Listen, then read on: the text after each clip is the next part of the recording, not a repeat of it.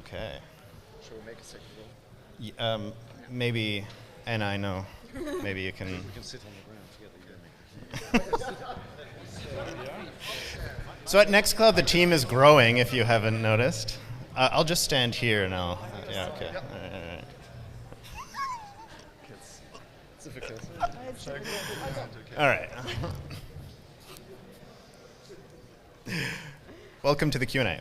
So I want to say hello to everyone online. Thank you for joining us, basically. I want to, Johannes is giving me a little symbol there, and go.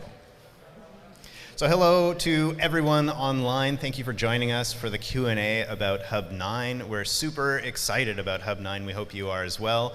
And you've been sending your questions in through the live stream, and the audience here in person has also been jotting questions down about Hub 9. Now, I did want to introduce everyone on stage. First of all, we have Frank, founder and co-founder of Nextcloud. Frank, thank you for everything that you've done and made with the whole team here. Jos, of course, co-founder, director of communications.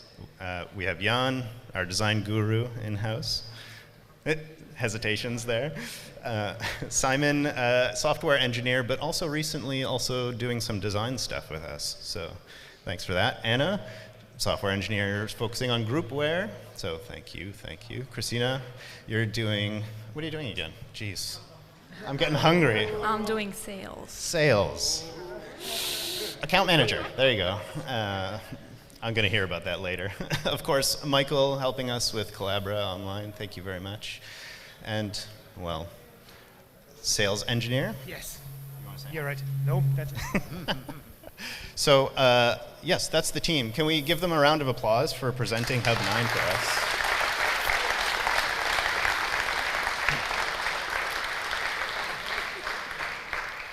So I have a first question to help kick things off, but then we have a microphone that's going to be passed into the crowd. And I also have, for you online, your questions in my pocket, so we'll get there. But Frank, I wanted to ask first, why Federation? Why now? Why is it important? And why do you think it's important for Nextcloud to move in that direction?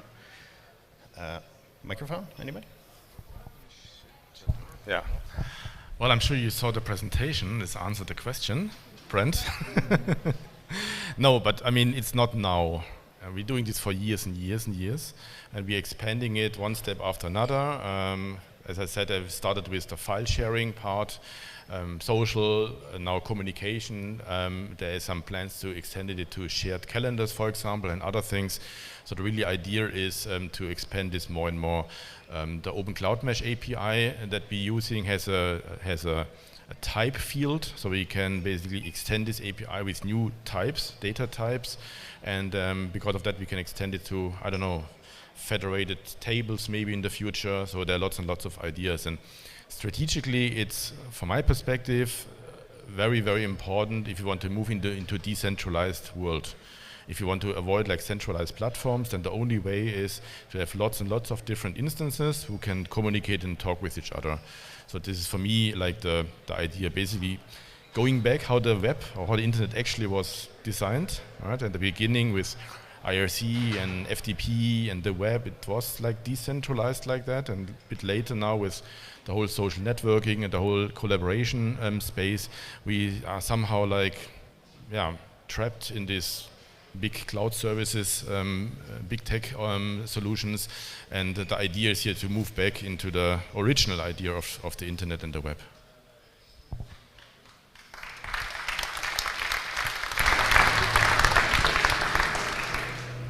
I'm curious, do we have any questions in the audience specifically about Federation? We have one here.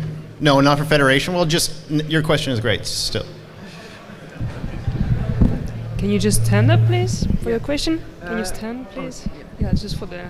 We have some little cameras around there. Okay, perfect. So as a Whiteboard power user, I've broken several Miro boards already. What's performance on Whiteboards like, and how does it scale to like bigger boards? Is there a limit to how much you can use or put on the whiteboards?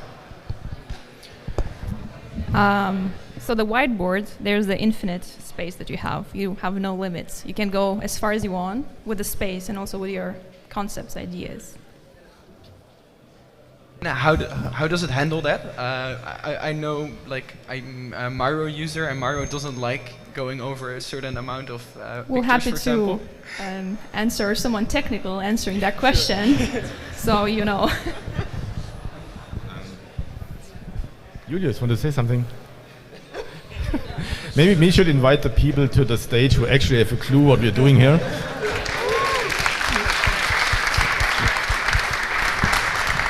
So everyone, this is Julius. Hi. Hello. All right. I mean, like I don't have the exact numbers in my head, but like we did a couple of tests with tens of thousands of objects, and that still was performing reasonably well. I mean, there are for sure some limitations in there, also depending on your browser and hardware resources. In the end, it's just like a canvas web object that is doing the rendering. But yeah, there's for sure some optimization still that can still happen. But yeah, give it a try and tell us if you run into any limitations there. Great question. Thank you, Julius. So I do have a question from the online audience here. It is specifically for this gentleman.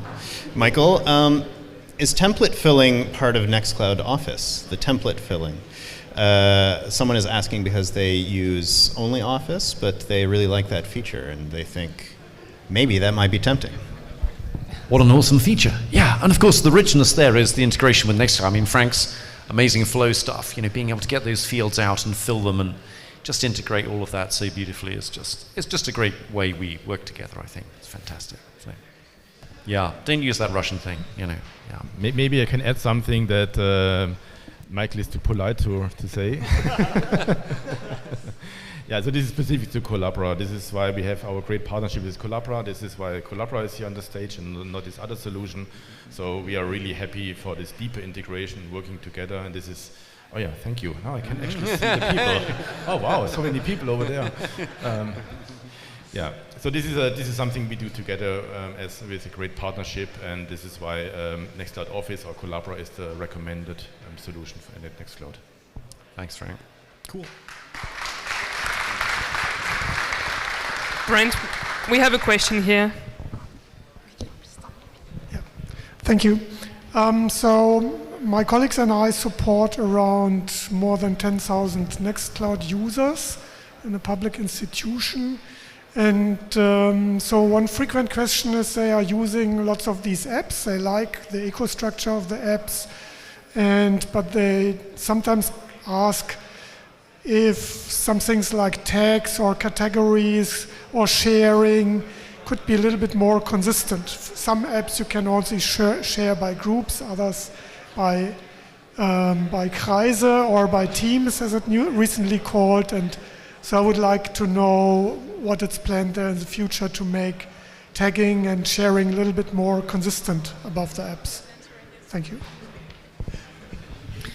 Yeah, so of course in general we try to aim to make everything as consistent as possible, and for sharing, for example, like I think it was in the last release that we announced Teams, that we also try to make everything shareable by accounts, by groups, teams, and email addresses. But for some things, like it still needs to be done, or it's just a step-by-step process, basically. So if you have any specific thing where you still know it's missing and it's really like a requirement, just let me know, and we can talk about it and see. We probably already have an issue for it, and it just needs looking into. Okay, Jan, since you have the microphone, I have a question for you. How do you choose to make certain design decisions and changes from version to version? I know it's, for those who have a design eye, you notice. For those who don't, I don't know, maybe it's a subconscious thing, but I know there's a lot of intention there. So how do you make those decisions? How do you decide what gets changed or what gets tweaked a little bit? Well, for that, I mean, for this specific release, best person to ask about that is actually Marco from the design team. who drove forward this change a lot. So big thanks to him, actually. I don't know where he is right now, but he's a bit stage shy, so maybe you will see him later.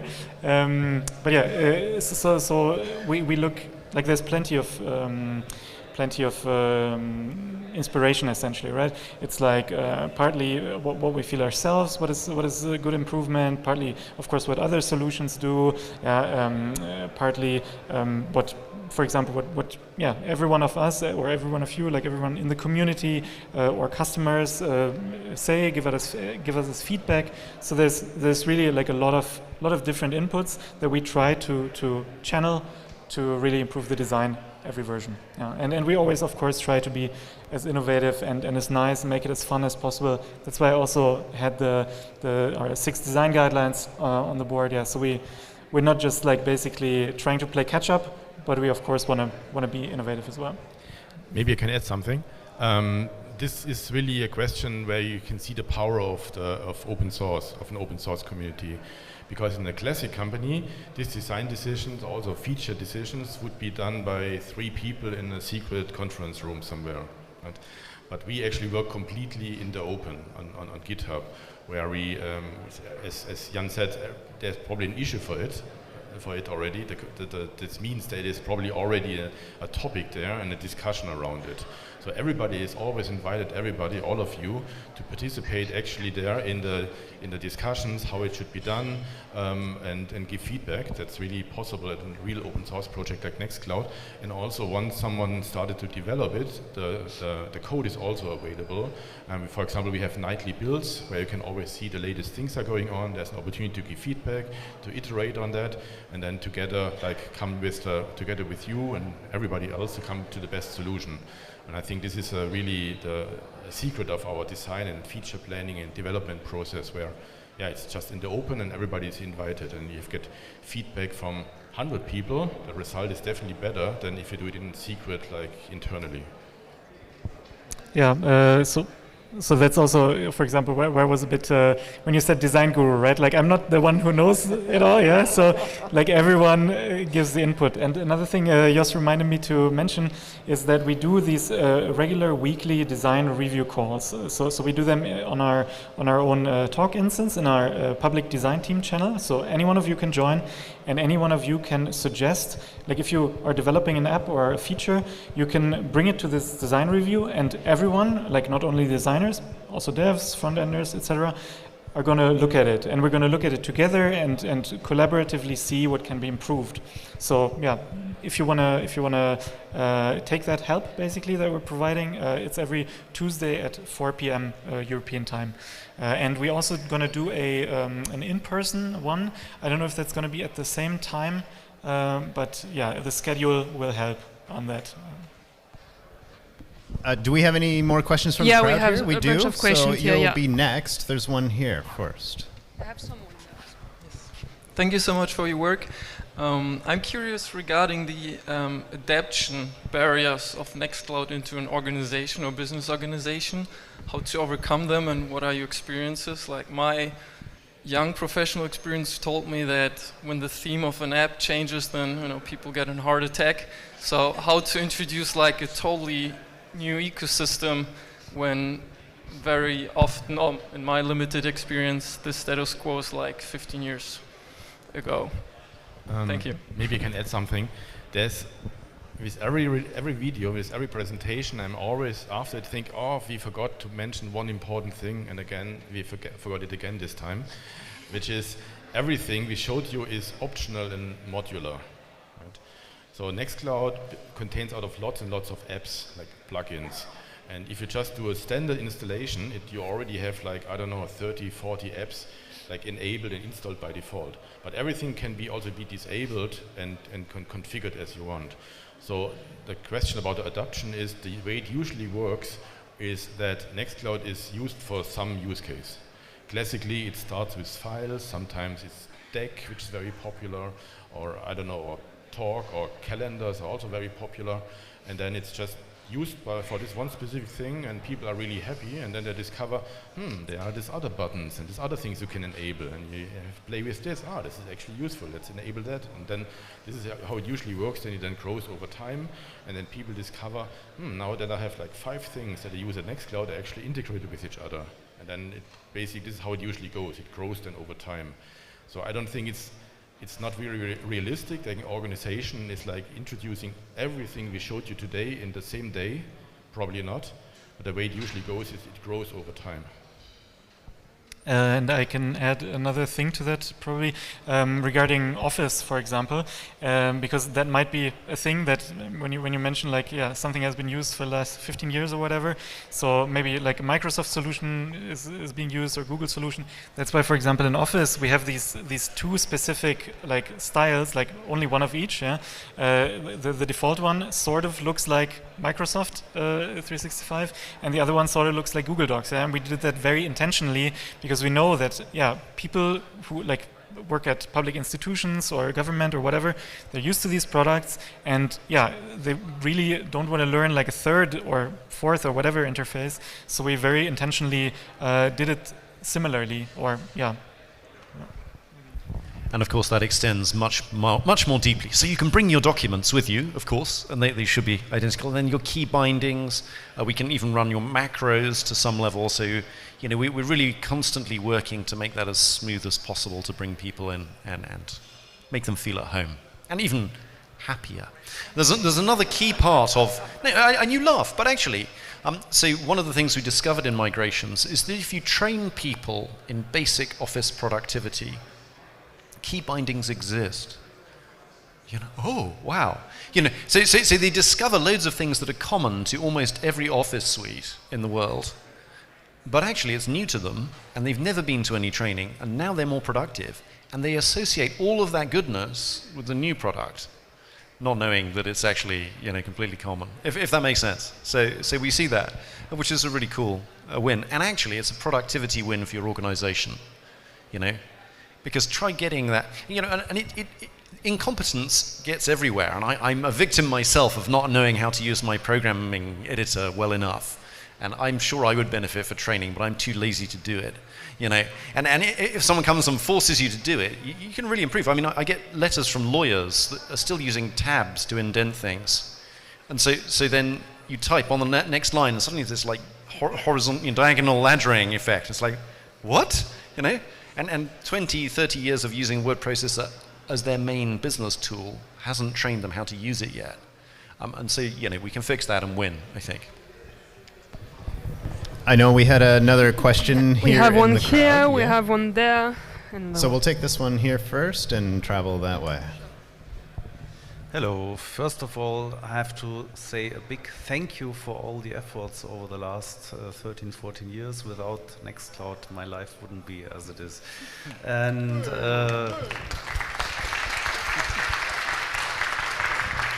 because I managed to get around 100 users away from Dropbox, Google Drive, whatever, and I always urge the people to try it and not to fall the temptations of big companies. Anyway, I have 2 or 3 very specific questions about some things in Nextcloud and Collabora Online. One very specific question in Collabora Online, I have a nasty issue with using high DPI devices and saving spreadsheets where the zoom factor is getting doubled. And I know the GitHub issue, I'm participating in the GitHub issue, and I just want to know if there is a solution nearby. Yes. I think the answer to this is a very simple moral, because the problem only occurs if you use something that isn't Nextcloud Office. Okay. So just don't use that other thing. It's but yes, no, I hear your pain. That is on my pet list of things I ought to go and fix, and it's partly my fault. So yes, okay. You're right. It's been bisected to me. Yeah. Sorry. No worries. I just want to bring it up here as well to increase the pressure of getting this. I'm feeling it. That's good. You're doing a great job. Keep it up. Okay. I would say welcome to open source. This is your. You can totally do that. The problem is I'm already a project manager, big company. I just don't have the time to do it on my own. But really, if I would have the time, I would try to help you.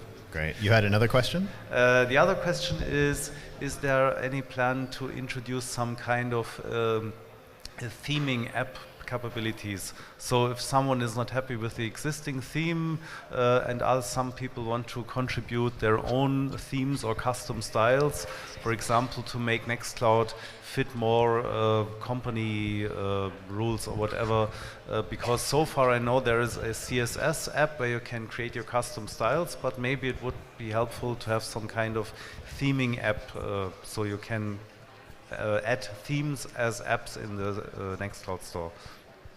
Yeah, I can answer that. I mean, you mentioned the custom CSS app that is there for easy adjustments, but you can already build like custom themes in the way of building a regular app. Depends on what you want to adjust there, of course. I think these days it also gets easier for every release because we're introducing more CSS variables and more, like standardizing the way that our styles apply. Yeah, I think with every release, and yeah, I know like there are a couple of instances that use this approach already and have built their own customizations on, like to make it fit their style guides or something like that. Yeah. Okay.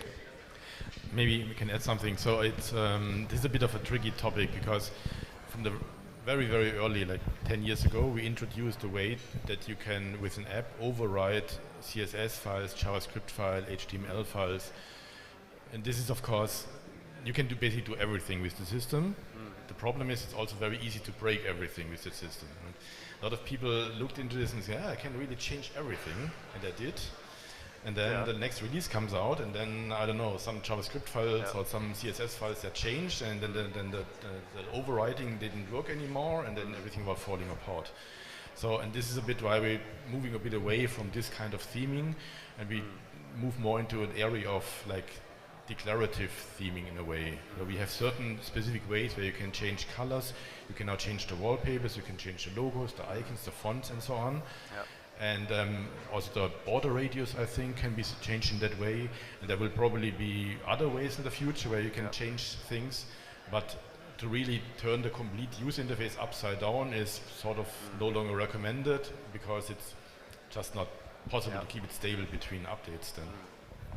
Okay. Just also for info to add to that, because we, as I showed, like we did reduce, like for example, all the border radius across the app, and that actually led us to find like a lot of issues ourselves, right? So, and if even us have that problem, right, with all the core apps and stuff, right? Yeah, you can see if more is being edited, like sizes a lot or placement and so on. Yeah, exactly. Happens what Frank said. There will be compatibility issues, and then yeah, you're having bigger issue with the update than you should have. Yeah. Okay. Thank you. I'm going to do a quick online question here from the folks watching the online. It's for Collabora again. Seems. No, this is actually kind of an interesting one here. In Collabora Online, or Nextcloud Online specifically, will the collaboration features there be federated as well? So my understanding is they are already. So yes, and we use that actually. There was a big deployment here that was mentioned earlier by Jos in Mexico, I think, that we're very familiar with, enjoy supporting together. And yeah, that's using that functionality now. I think one of the key things there is around internet security and allowing iframes from other sources to embed in your page. So at a technical level, it's important to configure it right. But yeah, that should work. Sounds amazing. I think we had a question in the crowd over here. Go ahead. Yeah, again, like a big thank you from my side for this beautiful, amazing software. Thank you very much. One question. This amazing flow architecture you just introduced. Was there already some exchange with some governments, especially the German governments, which really needs help, as you pointed out? And also, on one slide, you wrote down the Deutschland ID. Is this easy to implement? How did this work? Thank you very much. Yeah, indeed. So this presentation we showed you today was a little bit customized, like for this event here. So there's actually a lot more to say about the government aspect of it. But like yesterday, we went through the slides and thought, this is boring, let's leave it out, leave it out. but there's actually a lot more information about the specific government things. So in fact, we are working together with government institutions. For example, we have the official support from Dr. Markus Richter, who is the CIO of Germany. He's gave support for this initiative. It's in the official announcement. It's on our website. There's also the support from Dirk Schröter, which is the digitalization minister from Schleswig-Holstein. There's also the support from the Zentrum for Digital Sovereignty, which is responsible for open source.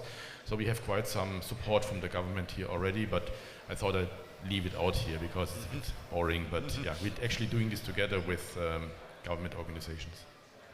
The Deutschland ID? The Deutschland ID, yeah. So this is, I don't know how closely you follow that. Deutschland ID is the new name of the what's called Bund ID, which is changed in the OZG 2.0 law. Yeah, so this is something we do in a partnership. This is actually based on an announcement we did like 2 years ago, I think, which is based on this EID thing that we launched at the time. So there is an integration with a company who is specialized on doing this Deutschland. Of course, it's new, right? This law is only a few months old, but this is something we do together with this external partner. And the idea is, just everybody understands it, that you can actually authenticate yourself with the Deutschland ID, which is sometimes done with your passport and a phone, and then you're basically logged in on the website of your city or something. And then if you apply for, I don't know, parking thing or whatever you want to do, then they already know who you are. And this integration is already there. This is going through a partner with an EID specialist. But if you're interested in it, I want to encourage you to look into our OZG press release and blog posts on our website. I just left it out because it's more like a community event here, but yeah, there's more on our website. Do we have other questions in the crowd? I think yes, we had one here, right yeah.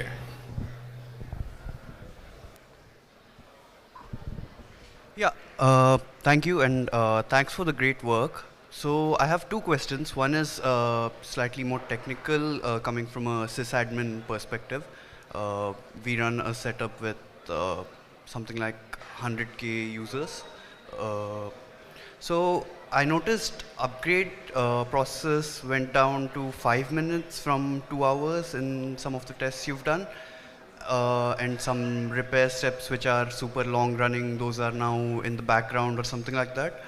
So my question is about community apps. Say, for example, the passwords app, it has super long running repair steps, right? So is there some kind of API or something where these apps can also go to the background, move their repair steps, or is that planned in the pipeline? So this is actually a pain point we identified with our customers together, that upgrading between versions can sometimes take very long. The reason why they take long is 99% of the time database changes. So if you change the database schema, if you're adding an index, adding a column or something, this can take a very long time if you have millions of users. We did a specific developer meeting together with our friends from the TU Berlin a few months ago, who had exactly this problem, and then we are improving this over time. For example, a feature, I don't think it was mentioned here, is that in the updater you can now see if database changes are coming in this update before you do it, and you can see them, and you can have an estimate if this update might take a minute or a day, right? So you can have some transparency, and we are optimizing this over time. Community apps, you mentioned the password apps, is of course something we need to do together with this community developer. We have the documentation, but we can only guarantee it for the apps, the core apps that we are doing. The community people, yeah, we work together with them, but I actually don't know if they're optimizing their database or not. Okay. Okay, got it. Secondly, I also saw that end-to-end encryption is compatible with server-side encryption. I'm not sure it's completely new with Hub 9 or not, but say I have like a server-side encrypted setup with a lot of users, and I wanted to enable end-to-end encryption too. Is that as simple as plug and play, or how does that work? Like that should in principle now work, yes. So before these two were using the same database table, I think, and that's changed. Sorry, somebody was waving, but all right. Anyway, yeah, this is supposed to work, so it should be plug and play basically. There will be a migration step on the database before when you upgrade, right? But then it should be ready for this change. Yeah. Okay, got it. Thanks. Any other Yeah, questions? so Anna, I think, is going to add to that. Yeah, I want to add to the community app repair step problem. So we've had this in quite a few apps where you have repair steps who, as you said, take quite a long time. And I'd encourage all developers to actually declare those repair steps as expensive, because we have a separate option to run repair steps for database changes that take quite a long time. I've had to implement one of those myself for some deletions. So yeah, please, if you're a developer, declare your repair step expensive if you suspect or can confirm that it will take quite a long time, because then sysadmins have the option to run those on maintenance windows when their instance is down or has very few users using it during nighttime, wherever you want, but doesn't run on the initial upgrade, if you don't need the change on the upgraded. So. Thank you very much for the question. I think we'll take one or two more questions if anyone has one. There's one just right here. Estelle, if you don't mind. Yeah. I'm sorry. I have to say thank you again for all your work, and we have to work with our Nextcloud friends and collaborators friends. But my question is, and maybe for Frank on Nextcloud, do you plan, I think federated chat and calls are very important also, do you plan to be compatible with the Matrix protocol? I think you already had that question. So the question here is, do we plan to make Nextcloud Talk compatible with the Matrix ecosystem? The question is what compatible means. So first of all, the Element web UI is already built as a Nextcloud app. So in an app store, you can just already click on Element, and you have the Element chat in Nextcloud, just same as Nextcloud Talk if you want that. The second thing that also already exists is a bridging system. So we have a bridging system where you can bridge, for example, a Matrix Element room with a Nextcloud Talk room. So everything is written in this room, it's like posted to the other and the other way around. That's also a feature that we already have. We're actually looking into another way, more advanced way of integrating it, where like Element server can be maybe a backend to Nextcloud Talk. I think there's a ticket already open for that, and it's an ongoing discussion. And that's something we could theoretically do in the future. It's unclear at the moment. It really depends a bit on interest and people helping and giving feedback, and then yeah, we might take the next step there. So I don't know if this is good enough, but as I said earlier, all depends on you in the community, right? So please participate in the discussions. So we'll take one more question here before the group photo, which will happen here on stage. Give us a few moments to clear things, but one last question, go ahead. Hello guys, I'm Jonas. I'm the co-owner of a small hosting provider in Switzerland. We follow your journey since the start of OwnCloud, and thank you very much for your work. And my question is kind of like, we host about 400 Nextcloud instances for about to 1K users, and we had a lot of questions about the new features you release every year, because in our opinion your focus is more on features than on stable apps. And I really liked your quote. It was like, software should work, right?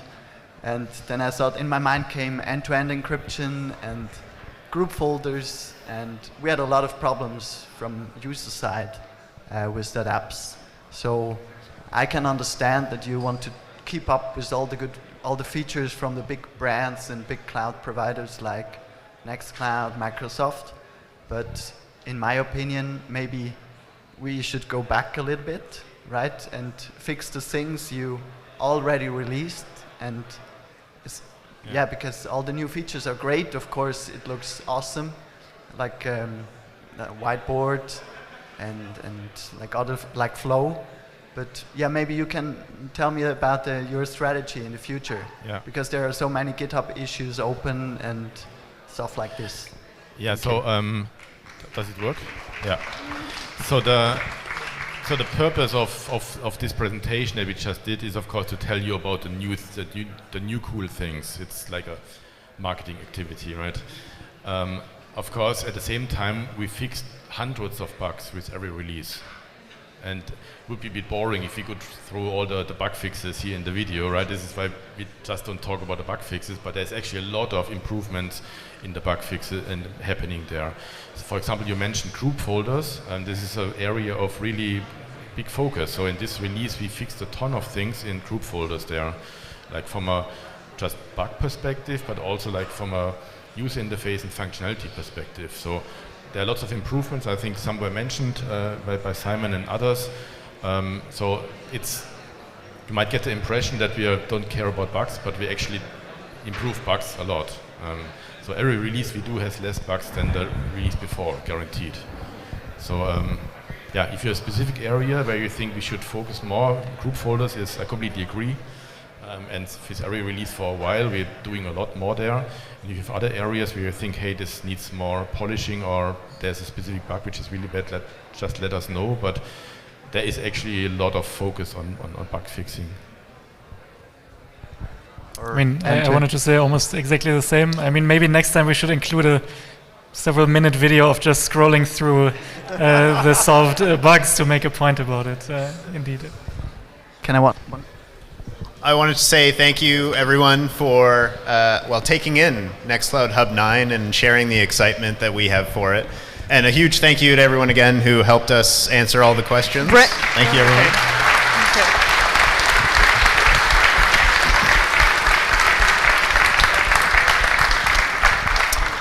We're going to immediately do the group photo. Part of the challenge, though, is you're sitting in the chairs that we need to kindly move out of the way. So if you don't mind sticking in this, don't go away, but helping us clear things a little bit off to the side, that would be super appreciated. And the group photo will be in a few minutes. Don't go anywhere.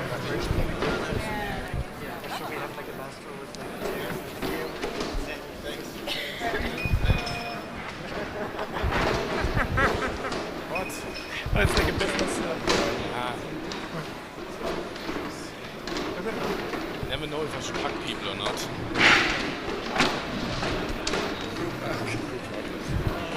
Yeah. What was the hug for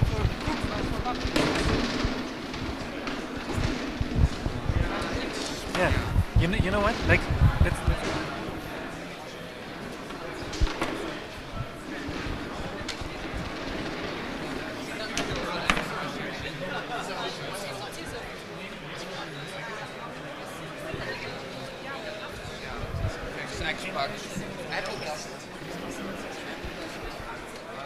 I haven't seen Microsoft do that.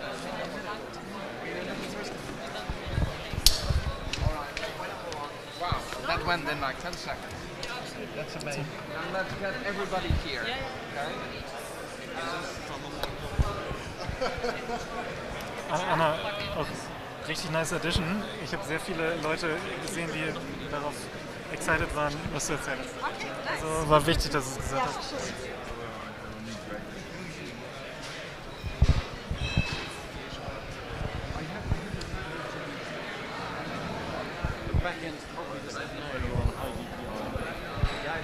It just renders everything twice as large and then scale down. Okay, everyone, there is now room on the stage here. So if you just, if you're tall, you should probably be in the back. You know where you are. So let's just find a spot here, and we got to get in nice and tight.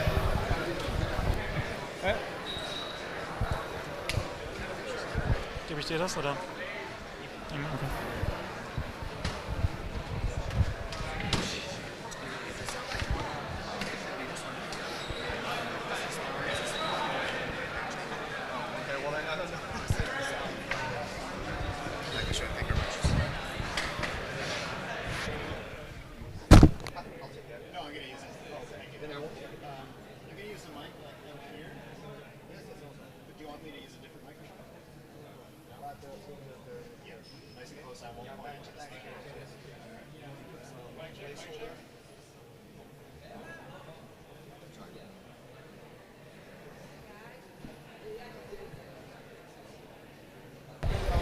Okay, this is looking really quite nice. Thank you very much. We will squeeze people a little bit. Yeah, we need to squeeze the left side. People on the left side here, if you can just squeeze in a little bit. There's lots of room in the front. In the front is fine. You cannot. Because we're gonna Brent? take it like that, so we have okay, room okay, good. in the front, but Yeah. we have to squeeze everyone. Oh. Okay. I think we have grown as a community. We have. Peter's going to need a different lens real soon here. So one of our challenges is the spill out on either side here, but there's plenty of room in the middle. So if some of you on the sides, especially over here on the right, if you can, yeah, Jos has the right idea here. So if you can squeeze in the middle, that would be great. And Even closer to the camera, so everyone should come closer. yeah, people on the stage as well. Can you get a little tighter? That way we can move back, yeah, just a little bit. And again, on the side on the left here, you're not even in the same room as everybody else. So if we can pull you in, there's plenty of room in the front. Yes, move. Come on, come to the front. I know you're shy, but it's okay. What about here? Do we see them?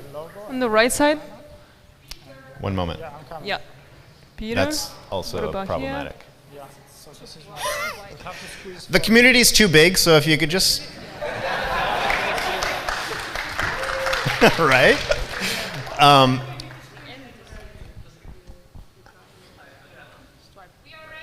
Yes, so get one moment. Just take like 3 or 4 and we can stitch them later. I mean, that's the only option. So we did not expect the community to be so large, but this is an amazing turnout. So, I mean, thank you. We're going to do what we can with the group photo. It might take us a while to post it. So, okay, fine. I'll do that. So, Jenna, you're way in the back over there. Can you be in the front? Thank you.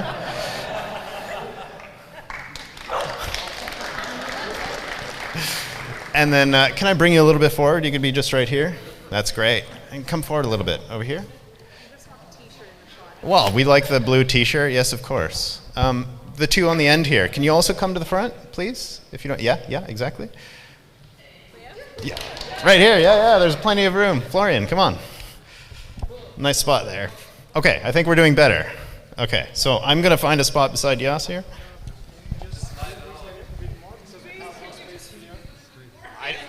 We cannot squeeze more, I don't think. Like, you want more people here? Sorry, this usually takes 2 minutes. So more there. 1, 2, 3, all you folks, come to the front. Yeah, you're part of the group. Come on, you're doing great. Yeah, big round of applause. Look at this, it's amazing. How's that? Peter, how's that? How is the left side there? Is that okay?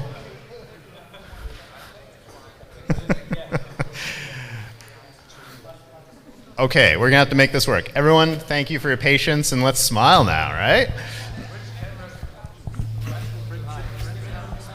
Yeah.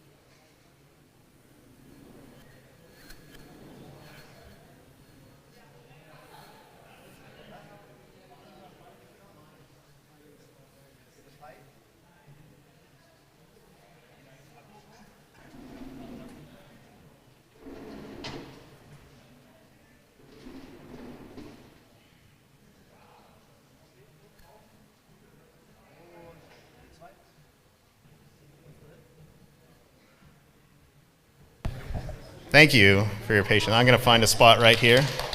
Okay, everyone, smile.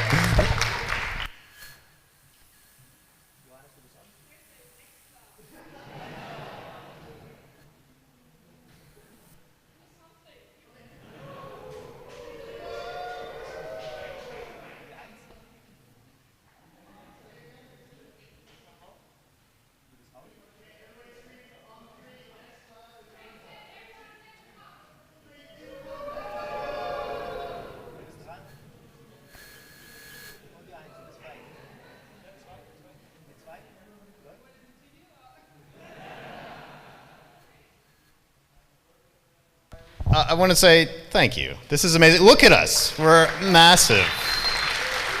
As a reward, we have lunch outside. I'm told it's not pizza, so I kind of screwed that up. But there's a whole lunch outside, so please enjoy, and thank you for being here. Thank you, everyone. Thank you.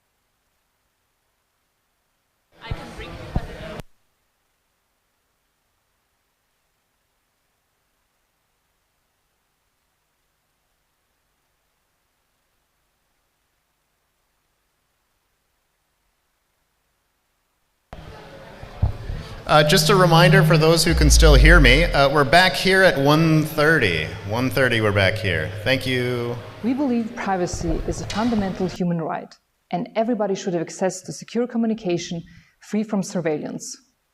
We are building decentralized products as an alternative to centralized platforms. People can choose what they want and where they want it. We believe in open source and open standards. Open source is the only way for users to trust their devices. We value sustainability, protecting people, society, and the environment. We believe accessibility is a fundamental human right and technology should be accessible to everyone.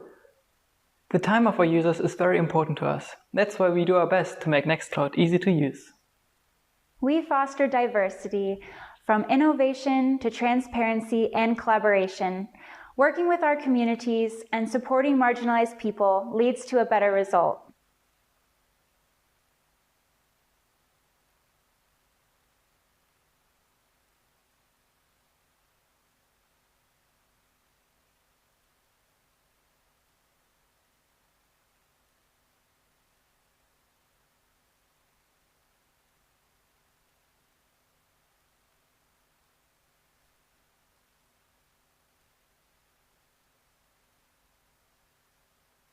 With Nextcloud Talk, you can chat, do video calls, and collaborate around your documents.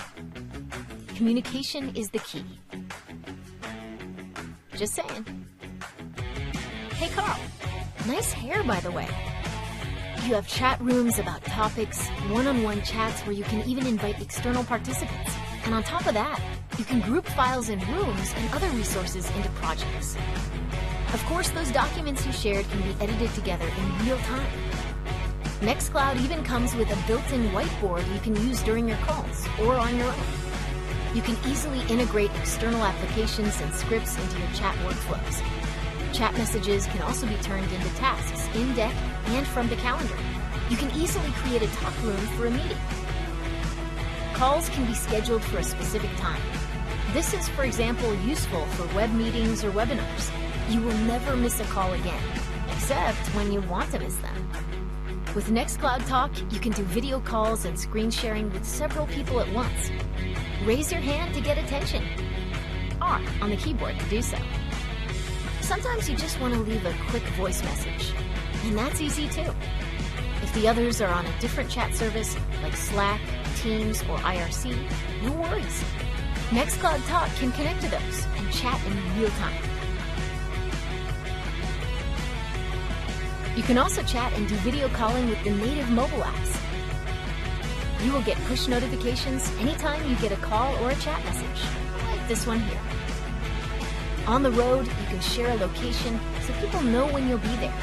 And to help your friends connect, you can share contact details.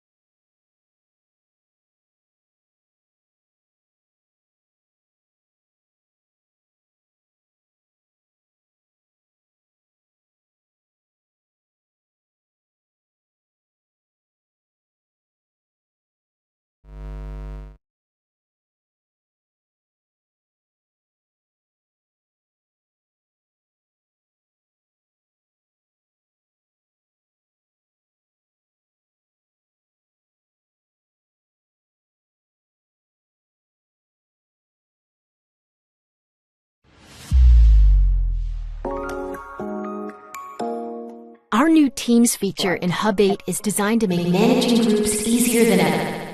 We simplified the handling of various access levels and permissions and made it easier to see what resources are shared with the team. Teams can be created in the Contacts app.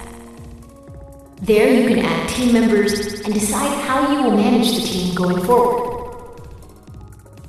Whether it's facilitating the sharing of a comprehensive knowledge base via collectives, accessible to all pertinent teams, or granting project leads exclusive access to Nextcloud Deck, our integrated project Kanban tool. The Teams feature simplifies management and access control throughout the hub.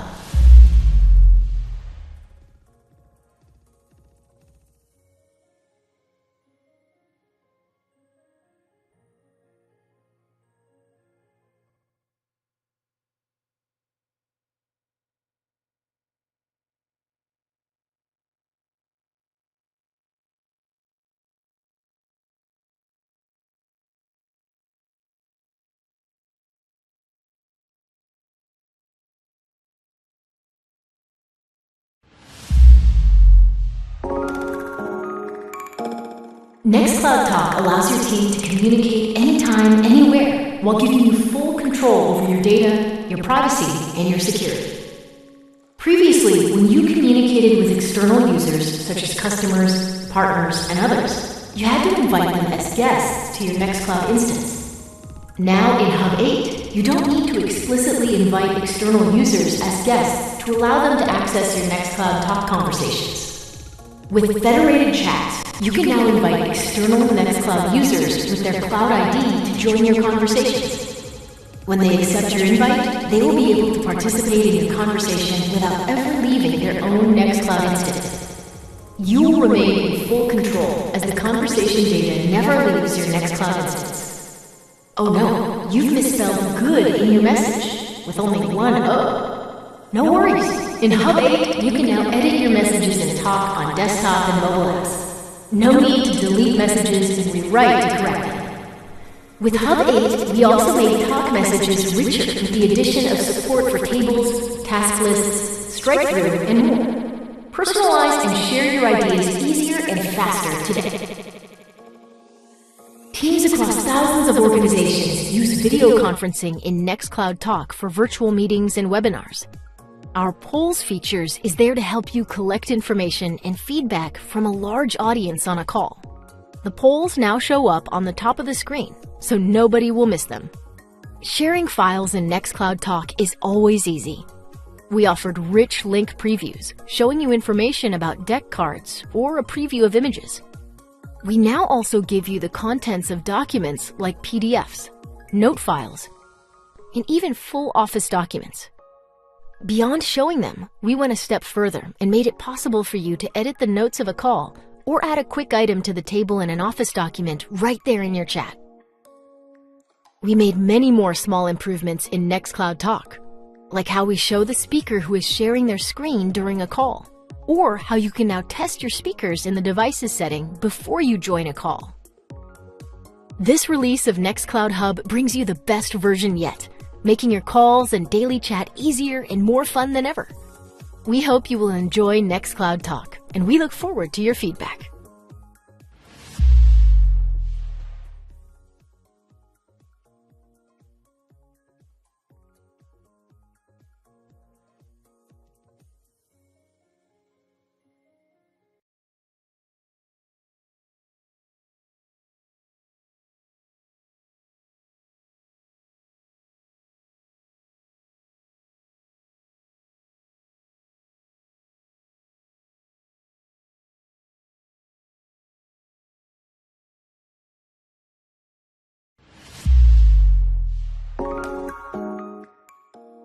Last year, we transformed data sharing and workflow management in Hub with the launch of Nextcloud Tables.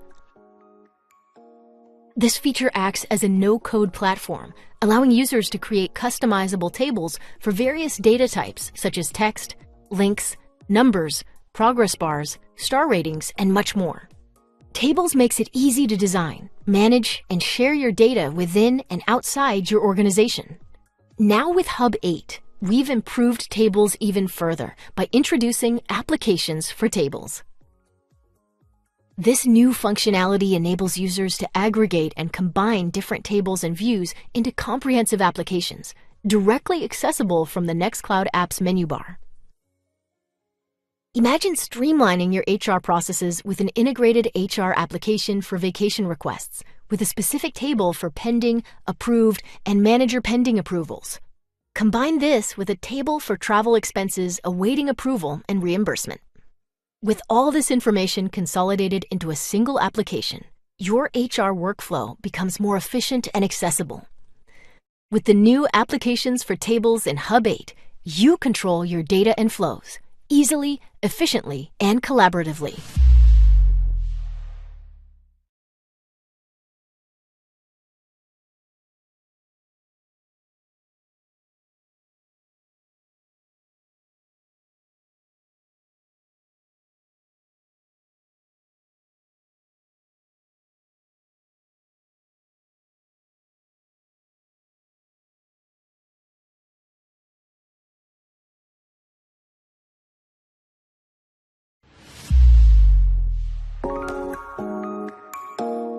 Nextcloud Groupware helps you handle your email, tasks, and meetings.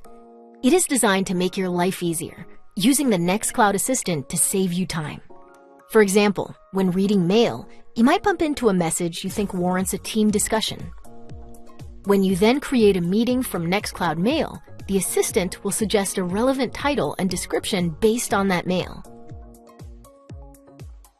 There are more challenges in Mail beyond creating tasks and calendar invitations, of course. Managing your email workload can be a big task. The Nextcloud Assistant is there to help you, summarizing long email discussions. And when you have to answer emails, it proposes answers to save you time.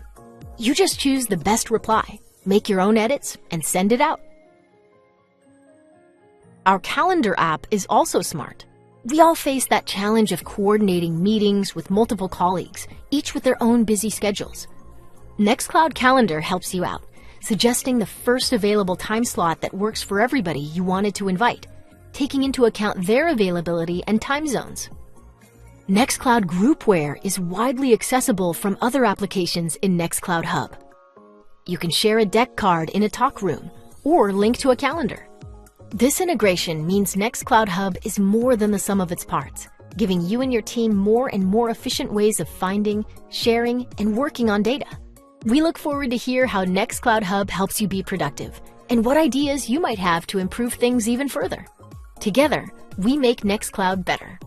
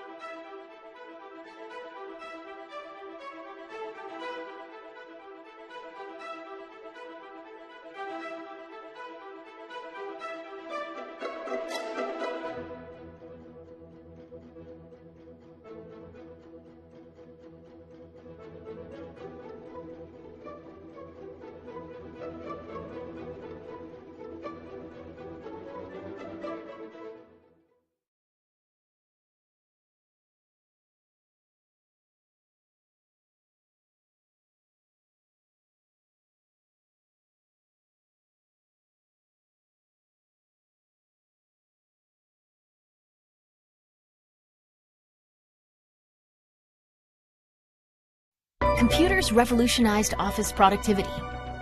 Networks made it easy to share files with each other, optimizing the flow of documents. Today, Nextcloud unlocks the real productivity of teams, bringing context to content and real-time collaboration to working together. Get work done. Nextcloud.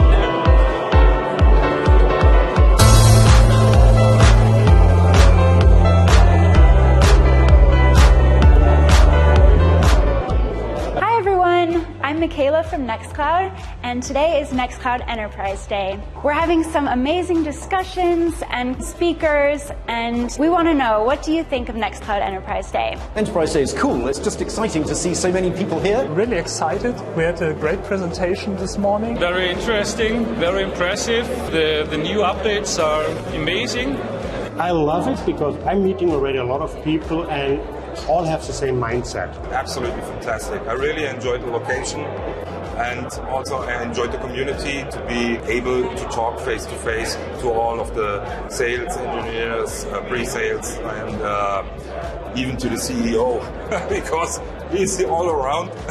This is the second time we come to the Enterprise Day, and it's very interesting and useful to meet each other and have a network. Sometimes you think you've seen it all, and then you come here and see thousands of new ways to use Nextcloud, and that we go back home like loaded with ideas, and that made it very worth it. I have to say I was very inspired also just by the morning session, just to see new features that are coming out, especially the work that's done on ethical AI. I thought that was very interesting. I learned a lot about the new releases. I was quite a surprise to see how many developments you guys have done in the past few months. Also got the chance to connect with a lot of people. It was a great day. We learned about many new features from Nextcloud. Everybody should come. It was a lovely day. We really enjoyed it. There were customers and the Nextcloud stuff, and it's great. It's amazing. Thank you for being here. I'm really excited to see what comes next. Thank you so much for coming to Nextcloud Enterprise Day, and we can't wait to see you next time.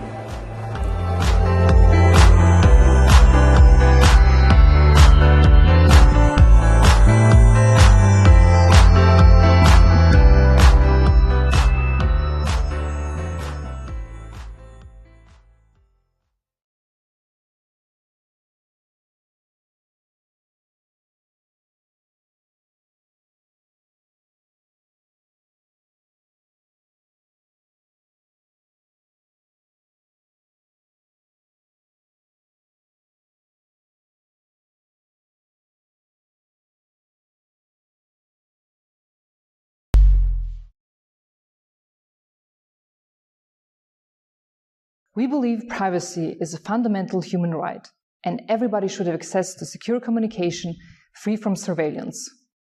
We are building decentralized products as an alternative to centralized platforms. People can choose what they want and where they want it. We believe in open source and open standards. Open source is the only way for users to trust their devices. We value sustainability, protecting people, society, and the environment. We believe accessibility is a fundamental human right, and technology should be accessible to everyone. The time of our users is very important to us. That's why we do our best to make Nextcloud easy to use. We foster diversity, from innovation to transparency and collaboration. Working with our communities and supporting marginalized people leads to a better result.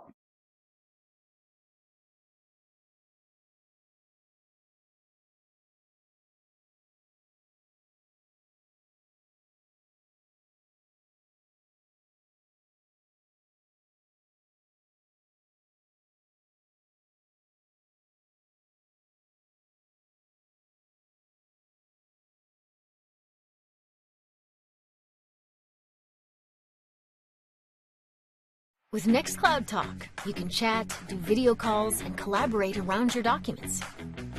Communication is the key. Just saying. Hey Carl, nice hair by the way. You have chat rooms about topics, one-on-one chats where you can even invite external participants. And on top of that, you can group files in rooms and other resources into projects. Of course, those documents you shared can be edited together in real time. Nextcloud even comes with a built-in whiteboard you can use during your calls or on your own. You can easily integrate external applications and scripts into your chat workflows. Chat messages can also be turned into tasks in deck and from the calendar. You can easily create a talk room for a meeting. Calls can be scheduled for a specific time. This is, for example, useful for web meetings or webinars. You will never miss a call again, except when you want to miss them. With Nextcloud Talk, you can do video calls and screen sharing with several people at once. Raise your hand to get attention. R on the keyboard to do so. Sometimes you just want to leave a quick voice message, and that's easy too. If the others are on a different chat service, like Slack, Teams, or IRC, no worries. Nextcloud Talk can connect to those and chat in real time. You can also chat and do video calling with the native mobile apps. You will get push notifications anytime you get a call or a chat message, like this one here. On the road, you can share a location so people know when you'll be there. And to help your friends connect, you can share contact details.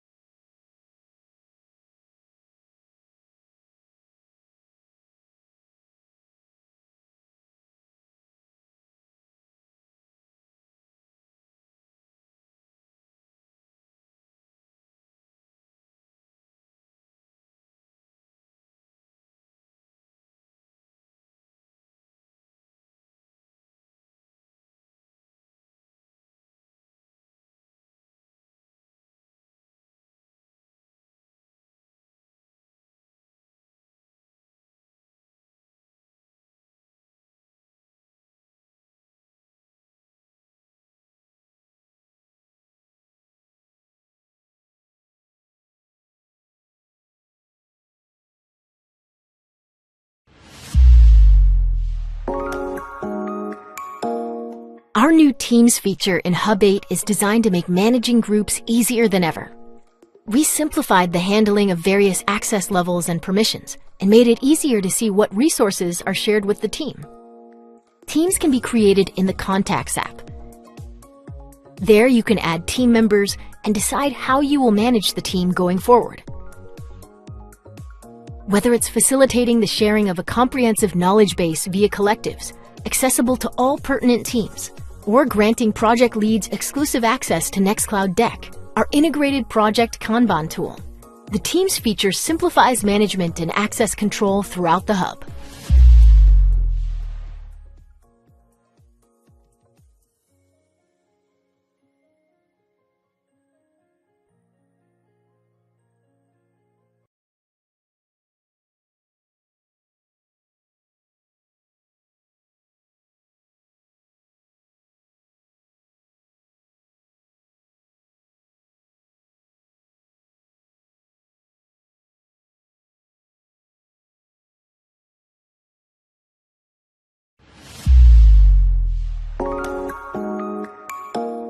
Nextcloud Talk allows your team to communicate anytime, anywhere, while giving you full control over your data, your privacy, and your security. Previously, when you communicated with external users, such as customers, partners, and others, you had to invite them as guests to your Nextcloud instance. Now in Hub 8, you don't need to explicitly invite external users as guests to allow them to access your Nextcloud Talk conversations. With Federated chats, you can now invite external Nextcloud users with their Cloud ID to join your conversations. When they accept your invite, they will be able to participate in your conversation without ever leaving their own Nextcloud instance. You will remain in full control as the conversation data never leaves your Nextcloud instance. Oh no, you've misspelled good in your message with only one O. No worries. In Hub 8, you can now edit your messages in Talk on desktop and mobile apps. No need to delete messages and rewrite to correct them. With Hub 8, we also made Talk messages richer with the addition of support for tables, task lists, strike-through, and more. Personalize and share your ideas easier and faster today. Teams across thousands of organizations use video conferencing in Nextcloud Talk for virtual meetings and webinars. Our polls features is there to help you collect information and feedback from a large audience on a call. The polls now show up on the top of the screen, so nobody will miss them. Sharing files in Nextcloud Talk is always easy. We offered rich link previews, showing you information about deck cards or a preview of images. We now also give you the contents of documents like PDFs, note files, and even full Office documents. Beyond showing them, we went a step further and made it possible for you to edit the notes of a call or add a quick item to the table in an Office document right there in your chat. We made many more small improvements in Nextcloud Talk, like how we show the speaker who is sharing their screen during a call, or how you can now test your speakers in the devices setting before you join a call. This release of Nextcloud Hub brings you the best version yet, making your calls and daily chat easier and more fun than ever. We hope you will enjoy Nextcloud Talk, and we look forward to your feedback.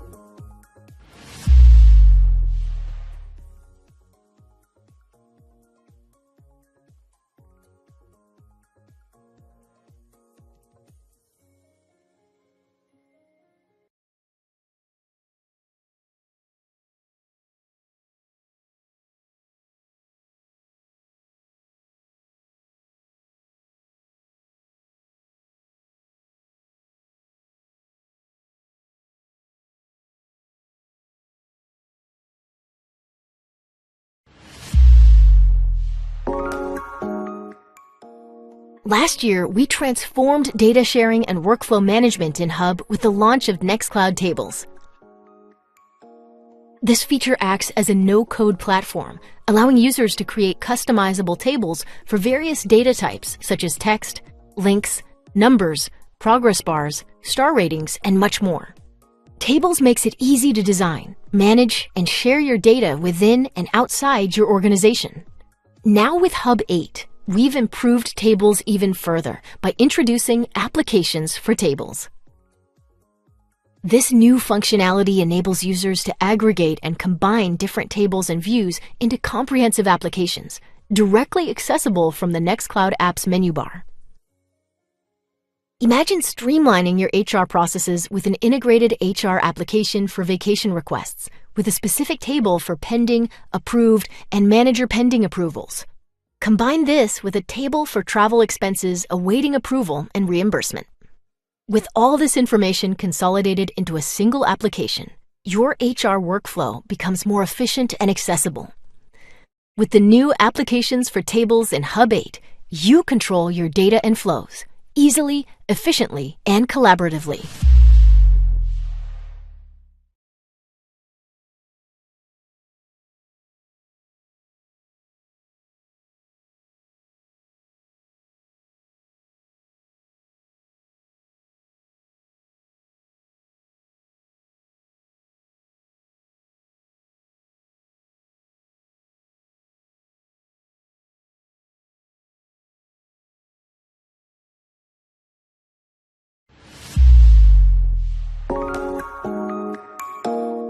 Nextcloud Groupware helps you handle your email, tasks, and meetings. It is designed to make your life easier, using the Nextcloud Assistant to save you time. For example, when reading mail, you might bump into a message you think warrants a team discussion. When you then create a meeting from Nextcloud Mail, the Assistant will suggest a relevant title and description based on that mail. There are more challenges in Mail beyond creating tasks and calendar invitations, of course. Managing your email workload can be a big task. The Nextcloud Assistant is there to help you, summarizing long email discussions. And when you have to answer emails, it proposes answers to save you time. You just choose the best reply, make your own edits, and send it out. Our calendar app is also smart. We all face that challenge of coordinating meetings with multiple colleagues, each with their own busy schedules. Nextcloud Calendar helps you out, suggesting the first available time slot that works for everybody you wanted to invite, taking into account their availability and time zones. Nextcloud Groupware is widely accessible from other applications in Nextcloud Hub. You can share a deck card in a talk room or link to a calendar. This integration means Nextcloud Hub is more than the sum of its parts, giving you and your team more and more efficient ways of finding, sharing, and working on data. We look forward to hear how Nextcloud Hub helps you be productive and what ideas you might have to improve things even further. Together, we make Nextcloud better.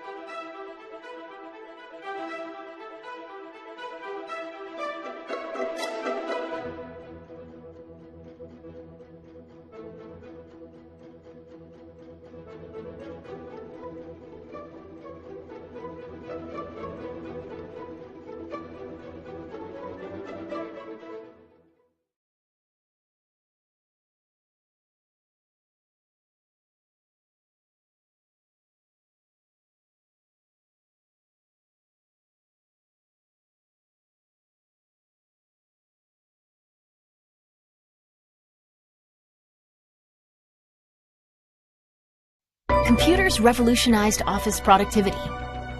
Networks made it easy to share files with each other, optimizing the flow of documents.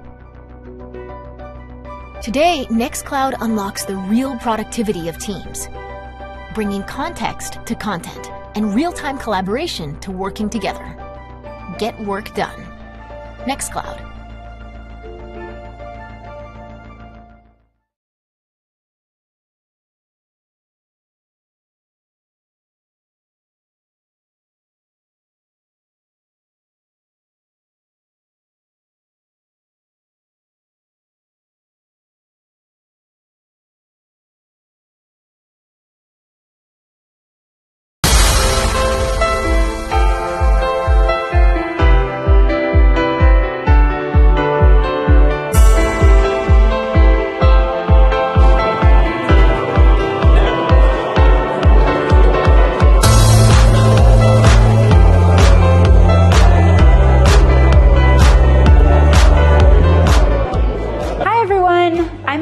From Nextcloud, and today is Nextcloud Enterprise Day. We're having some amazing discussions and speakers, and we want to know, what do you think of Nextcloud Enterprise Day? Enterprise Day is cool. It's just exciting to see so many people here. Really excited. We had a great presentation this morning. Very interesting, very impressive. The new updates are amazing.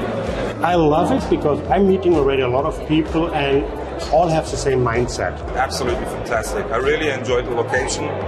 And also I enjoyed the community, to be able to talk face to face to all of the sales engineers, pre-sales, and even to the CEO, because he's all around.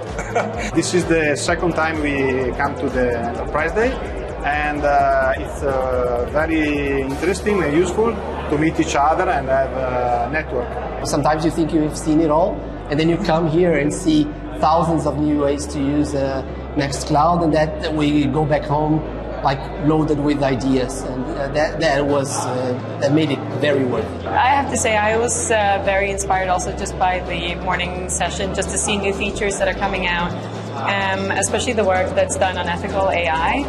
I thought that was very interesting. I learned a lot about the new releases. I was quite a surprise to see how many developments you guys have done in the past few months.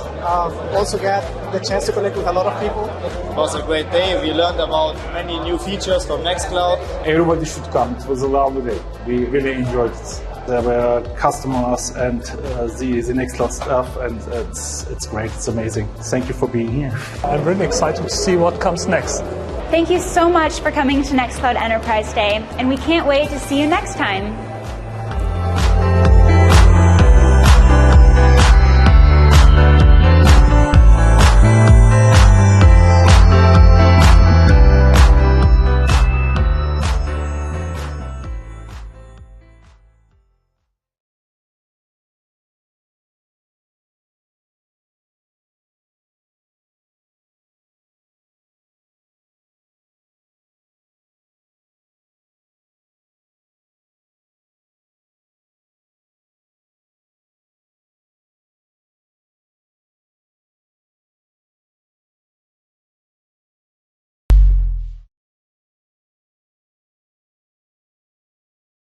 We believe privacy is a fundamental human right, and everybody should have access to secure communication free from surveillance.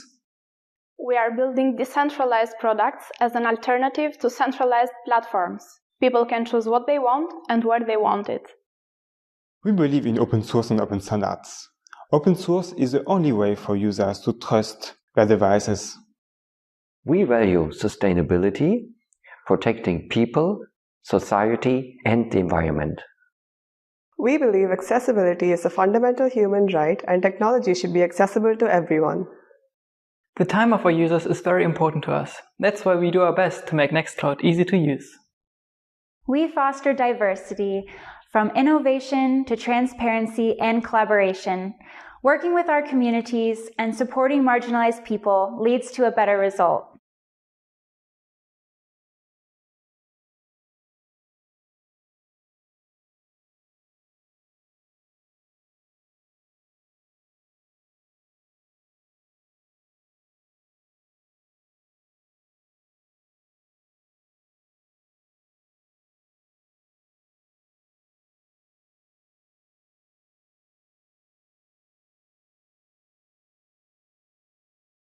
With Nextcloud Talk, you can chat, do video calls, and collaborate around your documents. Communication is the key. Just saying. Hey Carl, nice hair by the way. You have chat rooms about topics, one-on-one chats where you can even invite external participants. And on top of that, you can group files in rooms and other resources into projects. Of course, those documents you shared can be edited together in real time. Nextcloud even comes with a built-in whiteboard you can use during your calls or on your own. You can easily integrate external applications and scripts into your chat workflows. Chat messages can also be turned into tasks in deck and from the calendar. You can easily create a talk room for a meeting. Calls can be scheduled for a specific time. This is, for example, useful for web meetings or webinars. You will never miss a call again, except when you want to miss them. With Nextcloud Talk, you can do video calls and screen sharing with several people at once. Raise your hand to get attention. R on the keyboard to do so. Sometimes you just want to leave a quick voice message, and that's easy too. If the others are on a different chat service, like Slack, Teams, or IRC, no worries. Nextcloud Talk can connect to those and chat in real time. You can also chat and do video calling with the native mobile apps. You will get push notifications anytime you get a call or a chat message, like this one here. On the road, you can share a location so people know when you'll be there. And to help your friends connect, you can share contact details.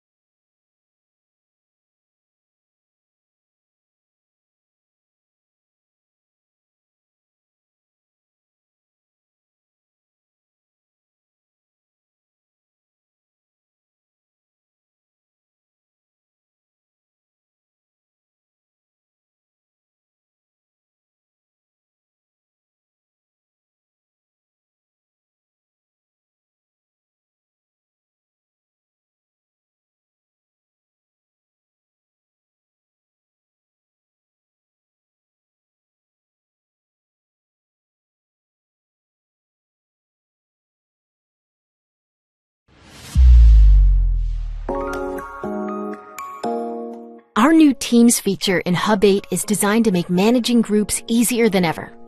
We simplified the handling of various access levels and permissions and made it easier to see what resources are shared with the team.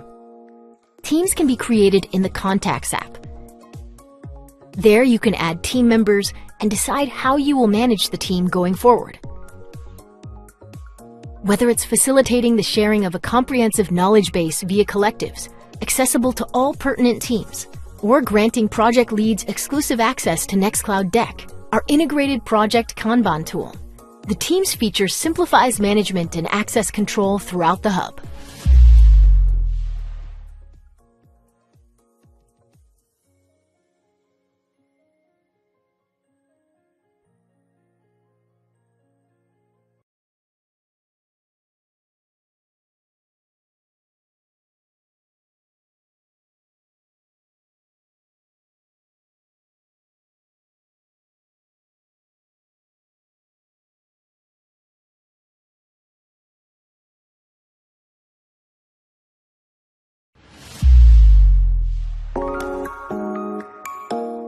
Nextcloud Talk allows your team to communicate anytime, anywhere, while giving you full control over your data, your privacy, and your security.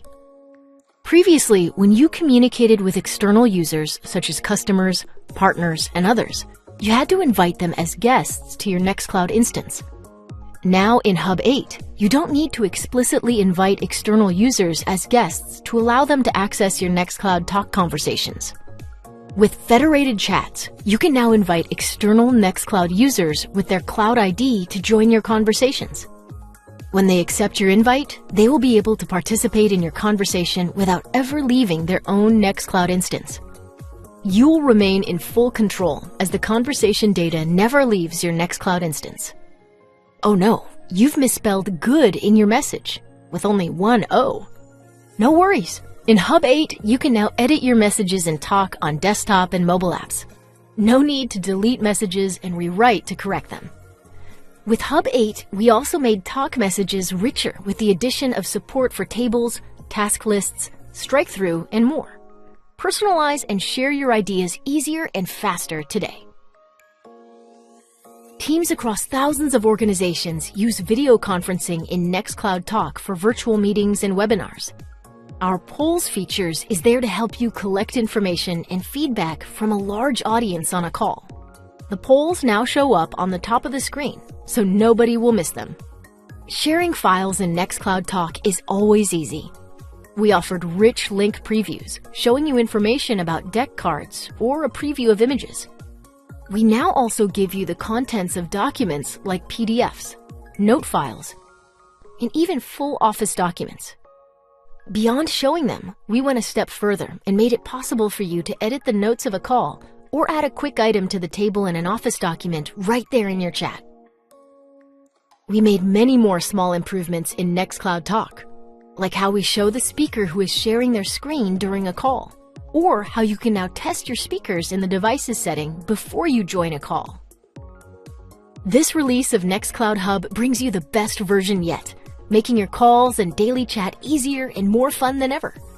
We hope you will enjoy Nextcloud Talk, and we look forward to your feedback.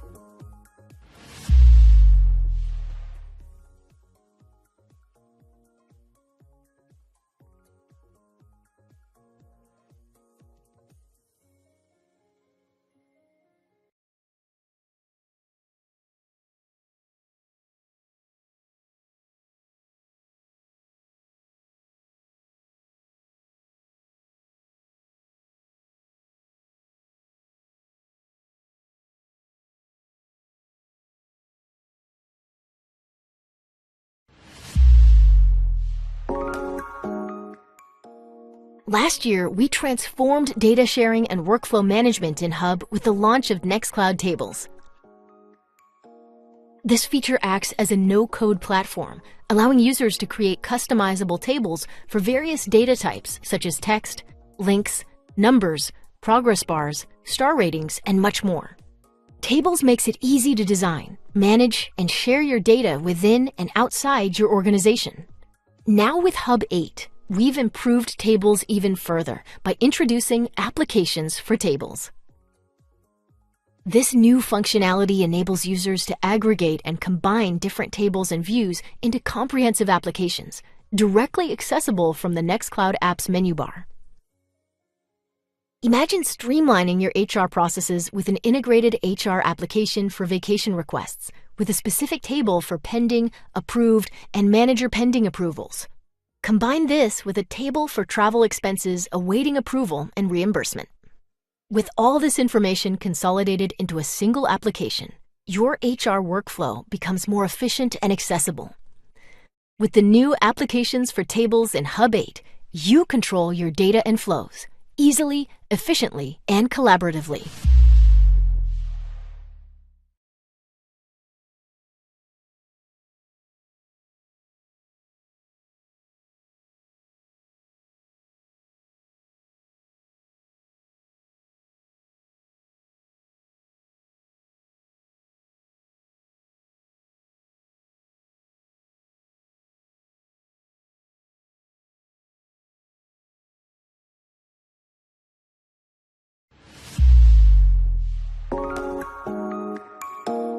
Nextcloud Groupware helps you handle your email, tasks, and meetings. It is designed to make your life easier, using the Nextcloud Assistant to save you time. For example, when reading mail, you might bump into a message you think warrants a team discussion. When you then create a meeting from Nextcloud Mail, the assistant will suggest a relevant title and description based on that mail. There are more challenges in Mail beyond creating tasks and calendar invitations, of course. Managing your email workload can be a big task.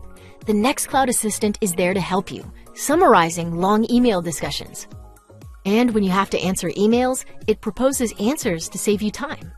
You just choose the best reply, make your own edits, and send it out. Our calendar app is also smart. We all face that challenge of coordinating meetings with multiple colleagues, each with their own busy schedules. Nextcloud Calendar helps you out, suggesting the first available time slot that works for everybody you wanted to invite, taking into account their availability and time zones. Nextcloud Groupware is widely accessible from other applications in Nextcloud Hub. You can share a deck card in a talk room or link to a calendar. This integration means Nextcloud Hub is more than the sum of its parts, giving you and your team more and more efficient ways of finding, sharing, and working on data. We look forward to hear how Nextcloud Hub helps you be productive and what ideas you might have to improve things even further. Together, we make Nextcloud better.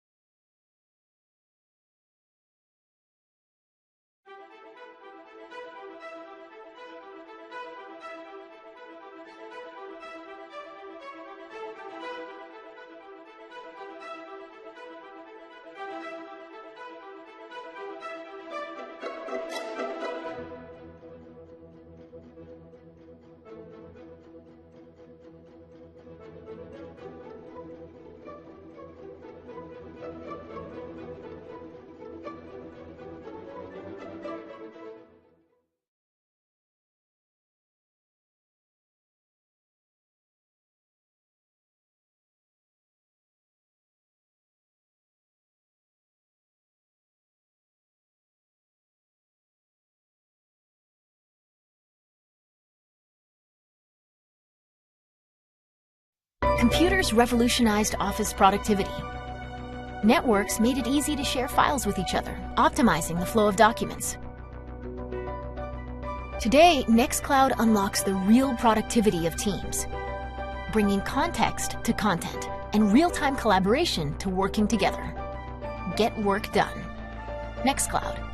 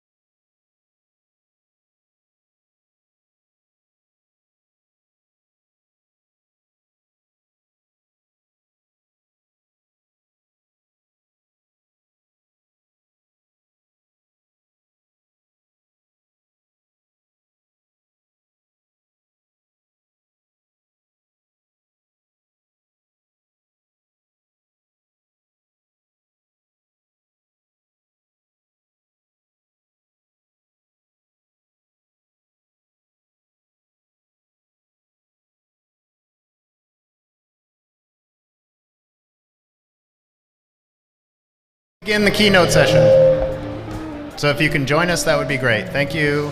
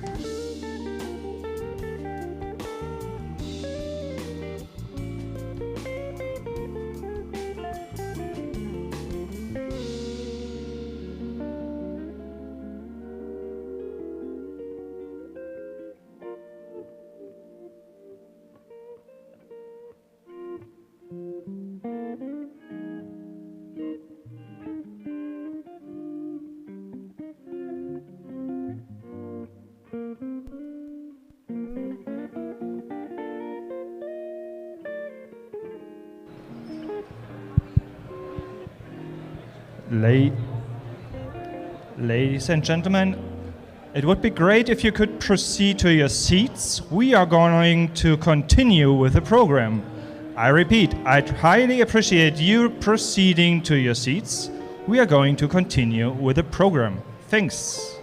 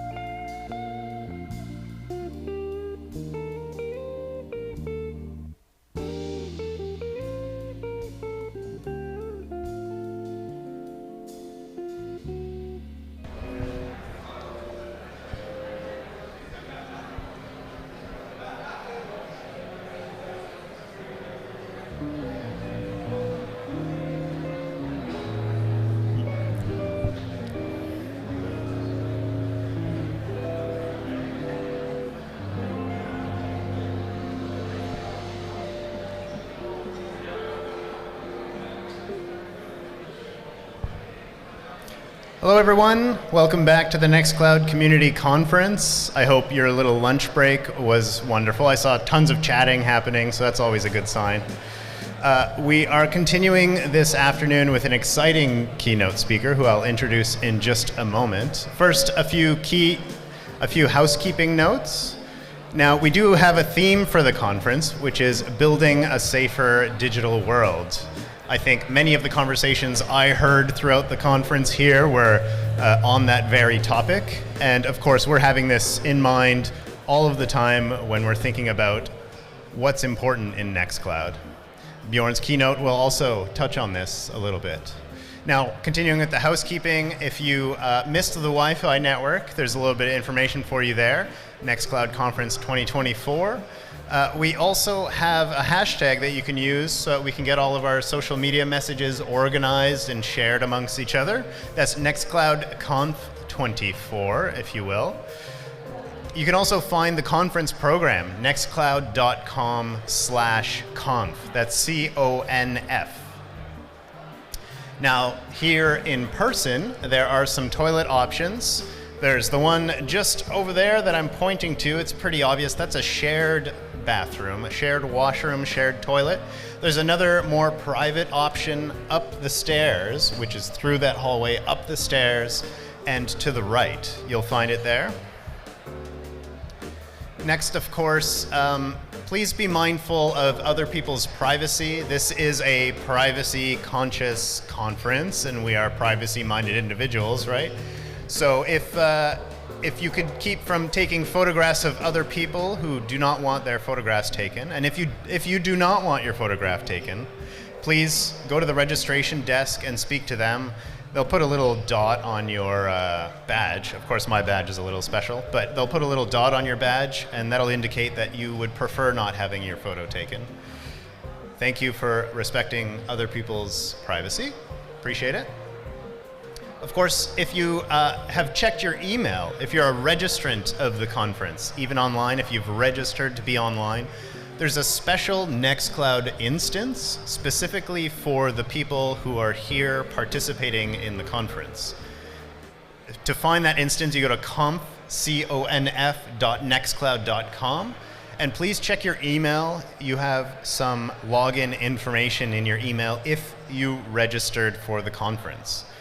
So if you're having any issues with that, please find someone in a blue shirt. They will be able to help you, someone with a Nextcloud tag with a T on it. Now, I think we're really quite lucky to have our keynote speaker here today.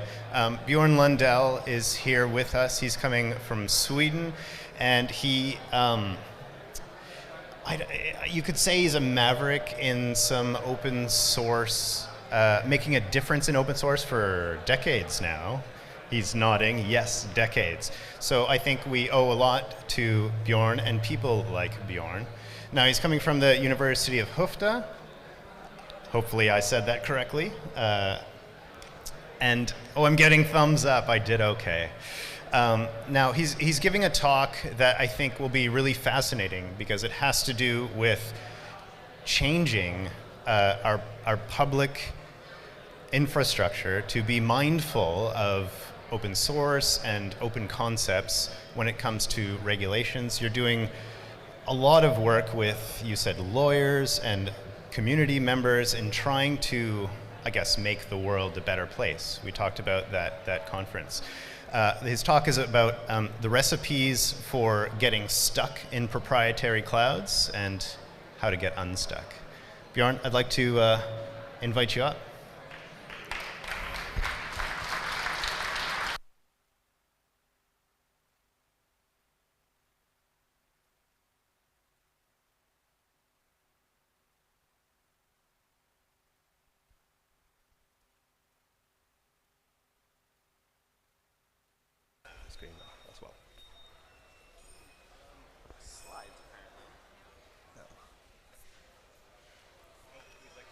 Yeah, they were there before. So, a small little slide issue, but I'll entertain you in the meantime. So, I was given this special name tag here from a community member. It's one of those screens that's just e-ink, and this is a small example of how our community is amazing. Because I get these gifts every time that we get together, and it, I don't know, makes me feel extremely special. So I want to say thank you to everyone who brought gifts. I was given desalinated salt water in a can earlier as a fun little thing. So I want to say thanks to everyone who is super kind to, well, me personally, but also to all of us. So thank you for being an amazing community. Björn? We're still solving this. Do we have any questions at all in the crowd about, I don't know, anything I can answer? I can't answer everything, but anyone? No, so I can come up with something else. Yeah, okay. I'm going to tell you when I started with, there's a board over there. I'm being shown. So we have a fun little creative activity to your right. It's a whiteboard, and on that whiteboard, hence we have a new whiteboard. This one's not digital, but use your imagination. So on this whiteboard, we're asking you to, if you feel creative, to share with us what you feel Nextcloud is to you. So for me, for instance, I've been using Nextcloud for, I think, 7 years now. And it came into my life because, like you, I was interested in not sharing all of my photos, family photos, and data with some of the larger companies out there. I know that is important to you as well. So for me, Nextcloud was like the journey into discovering open source. And through becoming more involved in Nextcloud from a personal level, this is way before I even joined the team. It allowed me kind of a path into open source to learn what it's all about. How are people getting involved? How does this piece of software even get made? And that has evolved for me. So it's changed my life to find open source and to find Nextcloud, which was really a great journey. And through that path, somehow I got into, you know, becoming a bigger part of the Linux and open source community, and here I am on stage today. So that whole journey, I think, actually isn't really that unique. I'm telling you because it's the one I know most intimately. But I think, you know, many of you have that exact same journey. So I love that we share that path forward, and it gives us instantly something to talk about. Which is, of course, very exciting. We're still trying to solve some technical issues here, so maybe we'll take maybe a 3-minute break, and we'll be back in just a moment. Oh. Okay. Yeah. Okay. Yeah. Okay. Yeah. We do it without. Yeah. Again, can we welcome Björn to the stage? Okay. Thank you. Thanks, Bart, and thanks, everyone. It's a great pleasure to be here. And I'm, as Bart said, I've been involved in this field for many, many years. I've started with open source in the previous decade, and we have been researching topics around this for many, many years. So I'm at the university in Sweden. I've been involved in essentially 3 grand challenges in a number of research activities: lock-in issues, interoperability issues, and longevity of systems. And more recently, during the past 15 years, we have looked at standards, formats, and their implementation. So on the one hand, you have a number of standards which are essential for achieving many desirable goals, avoiding lock-in, facilitating interoperability, and how software projects can implement those standards and, in other words, provide open source software solutions that implement standards that makes a better world. So the digital sovereignty aspect has come to play at the national level, but it comes down to autonomy at an individual and also at an organizational level. There are a number of projects there, so I want... You please cannot move the microphone yourself. Is that right? Otherwise you will have a very bad audio. And we want to avoid it. I needed to have it behind the back. I try to take it as far back as possible. But if we have it too low, the only thing people hear is feedback. Okay. Is that fine for you? Does it work? Yeah. Now it's on there. Yeah. Okay. So the European framework projects, the 6th framework project, the 7th framework program, and also the Horizon and some national projects. So I've been involved in many different roles there on that aspect. Sweden, what is that? It's a country with 290 municipalities, 21 regions, and about 250 agencies.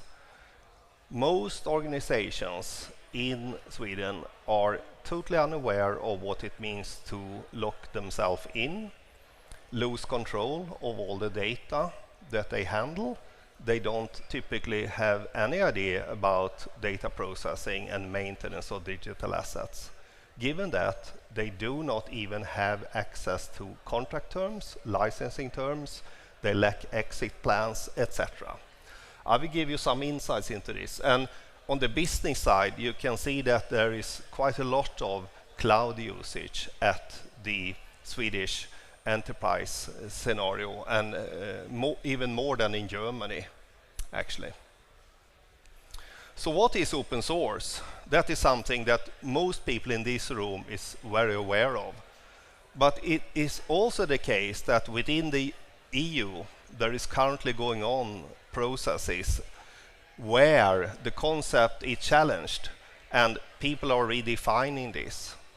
And we are recently seeing new legislation coming up in all the different language versions in Europe where we have analyzed what it means. And this is becoming even more complex, given that the different language versions of new legislations are inconsistent. So this will become a challenge for many organizations, for many individuals, and also for nations. So I see a lot of issues coming up there. That is not the focus of this talk, but I just want to mention this. Everyone believes that they know what open source is, but I would claim that no one really has thought it through at the legislative level, unfortunately, to the depth necessary. And FOSS as a concept is sort of stemming from free software in the 1980s and open source software in the 1990s. And if you combine that, we talk about free software and open source software. There you have the term FOSS. Spanish people sometimes use Libre software, so therefore you also see FLOSS sometimes, but it's essentially the same thing. So software provided under terms that complies with open source definition, that is open source to me, and to many people in this room, I would say. But just to give that little background there, because that makes things complex. You have a number of different licenses. And as you know, Nextcloud is provided under a license in the GPL family. And there are a number of those licenses. I won't go into detail, and I'm not a lawyer myself. We work with lawyers, but licensing has become more of an issue over the past few years, I would say. The symmetric nature of the copyleft licenses, I think, is important for protect the continued openness of projects. And this talk won't be about discussing the different licenses, but it's important to realize that there are differences depending on what type of license you use. There you can have different effects on the community and also different effects on the willingness of individuals and organizations to participate in FOSS projects. So that's another issue to think about. Typically, many people see copyleft as opposed to permissive licenses. There is also another dimension, and that is the patent issue. Some licenses, more modern licenses, they contain clauses that explicitly deals with patent issues. That's what you have on the right-hand side on this slide. Older licenses like the MIT, etc., they do not have an explicit clause concerning that. Having said that, it doesn't necessarily mean that there is no protection from that. You have like the liberty of death clause in the GPL version 2, whereas in the version 3 you have an explicit patent clause in that. But I won't go into detail about that, but we have written quite a number of papers there together with lawyers on that topic.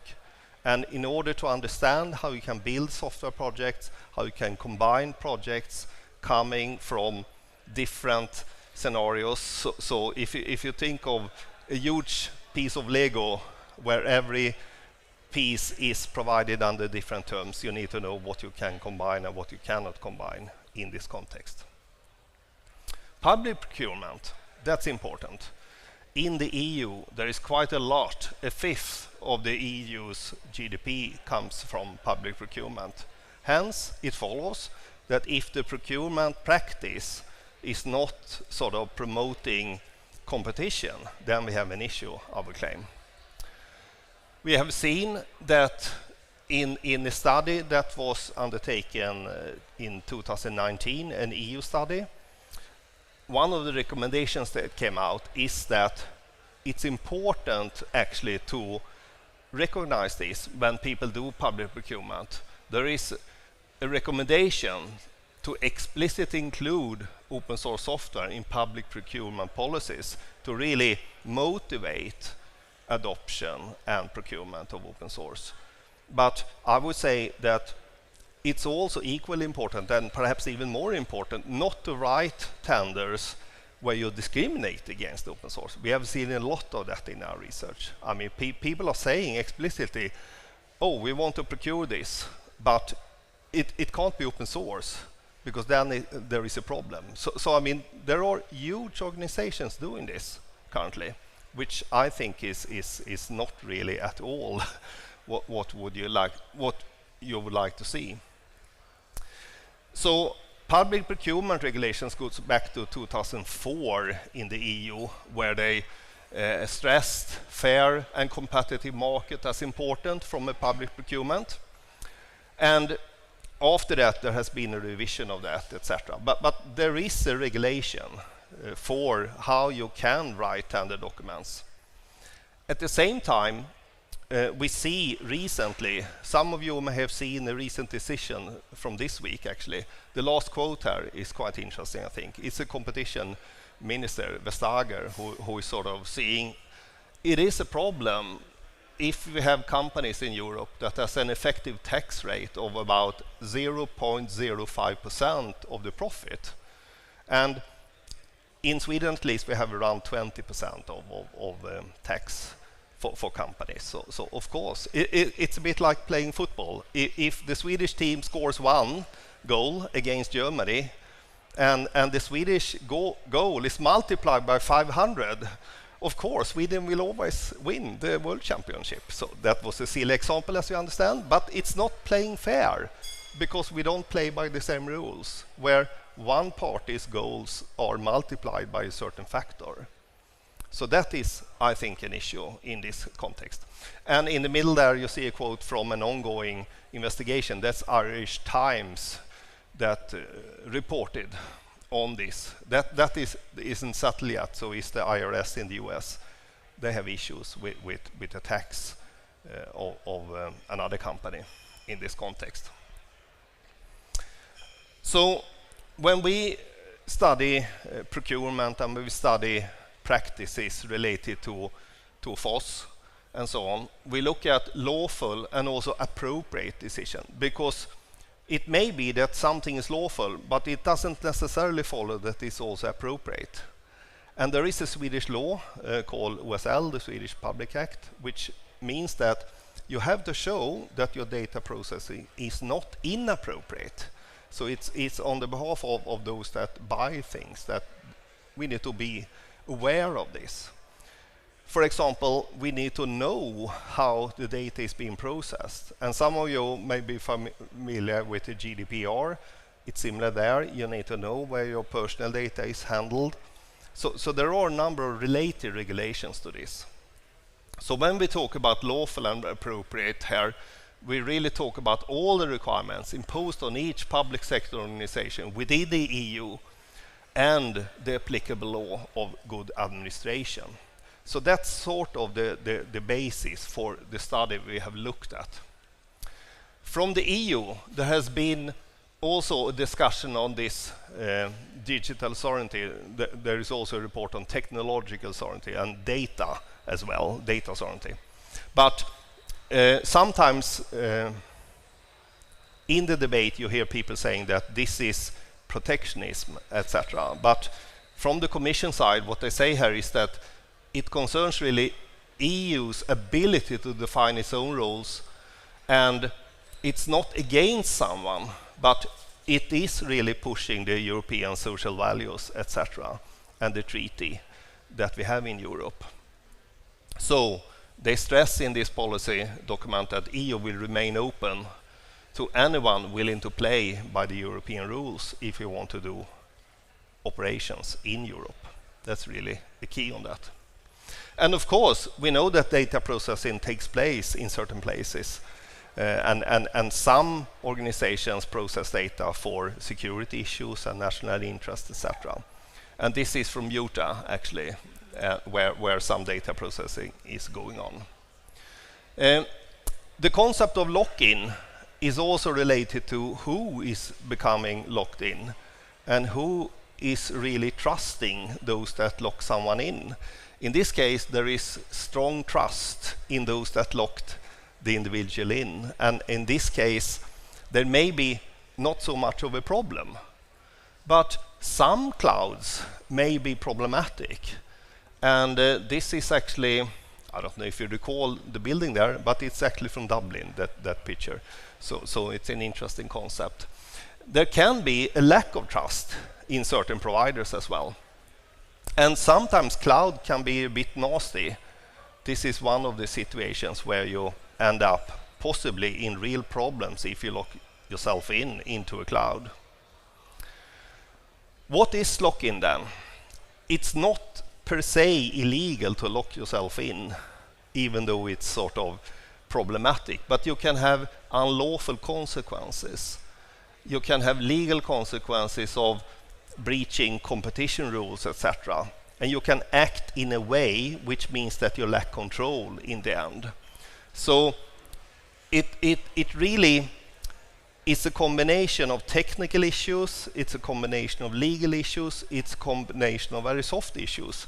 Some people behave in a certain way because they are used to behaving in a certain way. They don't want to change. It may be that the political leader in an organization really is interested in protecting the status in the organization because I'm certified in product X. Therefore, I am really pushing that we should continue to use product X in our organization.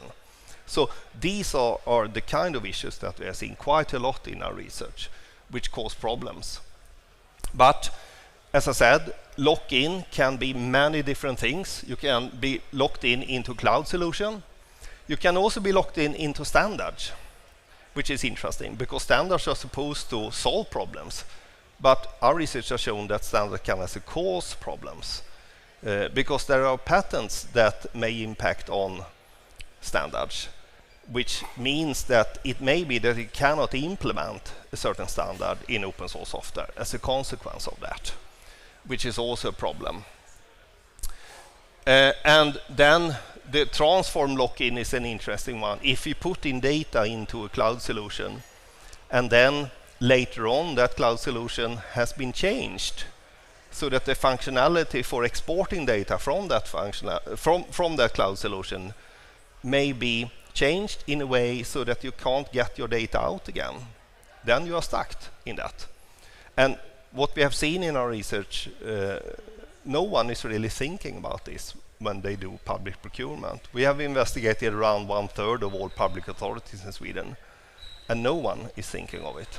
So that's a bit scary, I would say.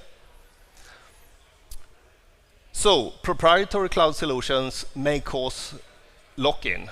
This was stated very early on, 2012 actually. Some research studies show that there may be an unhealthy scenario where you become dependent on a proprietary cloud solution. And it's also possible that if every authority, we have 290 municipalities in Sweden, and we have seen that almost all of them, 97%, use one single provider. What does that mean from a security point of view when everyone is using the same provider? And if there is a problem, what will happen then? And if all the data is being processed? So from a security point of view, it may be really problematic from that perspective. And market concentration is something that we have not seen so many organizations thinking about actually. But I think that when the NIS2 directive comes into force, it will become even more problematic here in the EU. There is also standardization issues. So this is a contract term you see in the middle of this slide. There is a statement, this is a quote from a contract for one of the big providers, where they say that you cannot get a license for a certain standard from that organization. You have to get it in some other way. And we have investigated this with all the public sector organizations in Sweden, and no one has thought about this. So they just accept the terms if they even have found it. Most haven't even looked because they haven't obtained the contract terms. And even worse, that one is also part normatively referenced by another standard, which is problematic from that point of view as well. So the 29,500 standard contains that further down. And we have done an extensive study where we went to all the what we refer to as apparent patent holders. In other words, all those that have to ISO and ITUT declare that they have patents on this and try to obtain those. And we have seen that it's not possible in our study. So, implementations of standards by software projects. How can you discriminate, and how can discrimination of FOSS or open source software be avoided? Well, the Commission back in 2013 said that friend terms of standards is an issue. It creates barriers for open source software projects. At the same time, there is some legislation at the EU level, the interoperability framework, version 2, version 3, and what comes after that, that doesn't really recognize this. And that is a problem, I would say. So friend terms, standards provided under friend terms, in other words, those for which patents impinge on the standard, cause significant obstacles for organizations. Whereas, on the other hand, standards which are really open, standards provided under terms that comply with version 1 of the definition that came out back in 2004 from the Commission. By the way, that definition from EEF1, that's European Interoperability Framework version 1, that one is still used in Sweden actually. So that's interesting. There you can actually allow for use and implementation of that. So there you don't have a discrimination, which is an interesting thought, but few have looked into this. We looked at standard also projects here. So we have done a number of studies, and we have seen that some formal standards create barriers for implementation in open source software. There we have looked at a number of standards which are sort of recognized by formal standardization organizations like ISO and others. In a subsequent study that was published in 2019, we also saw the same thing, that current practice amongst apparent SEP holders, in other words, those that claim that have patents. Having said that, it doesn't necessarily mean that the standard, what the organization claim is a patent that actually impinge on the standard, actually do so, because that must be decided in court. But they have made declarations to the patent databases in ISO and ITUT, claiming that they have patents, which means that you don't really have equal treatment under procurement rules. So that's another effective way to discriminate against open source. And in the study published 2023, where we looked at this HEVC codec, it's not really possible to obtain the licenses. We have gone through all of them and asked actually as part of a large research project. So that's a bit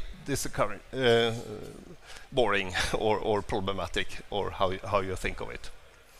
So, investigations and assessment of lawful and appropriate data processing. It requires an analysis of formats for digital assets. It's clear. And we have looked at this, and we show that it's impossible to clarify conditions and acquire all licenses for those standardized sets of patents to allow for implementation in open source. We also find that no public sector organizations had even tried to investigate this. They don't think about it, and most of them don't even have access to the contract terms. So why should they? And that's a big issue. And this impacts not only on the situation when they use it, it also impacts on the situation after they use it. Because if you export data in a format for which you lack a license, then you have a problem. Because then how should you be able to access your own data? That's also a problematic scenario. And also, should public sector organizations do this? We have seen that they have been unable to identify the contract terms. which means that it's not possible to assess under which conditions they use the services, which means that it's really problematic from a number of different regulations. The Swedish Public Act, OSL, as I mentioned, but also the GDPR, for example, and also for various security reasons. If you have subcontractors in countries where data is being processed in ways which doesn't comply with the security ideas of the country, Sweden in this case, then you have a problem. And the contract terms here, they show that a number of countries for which data is being processed may be problematic.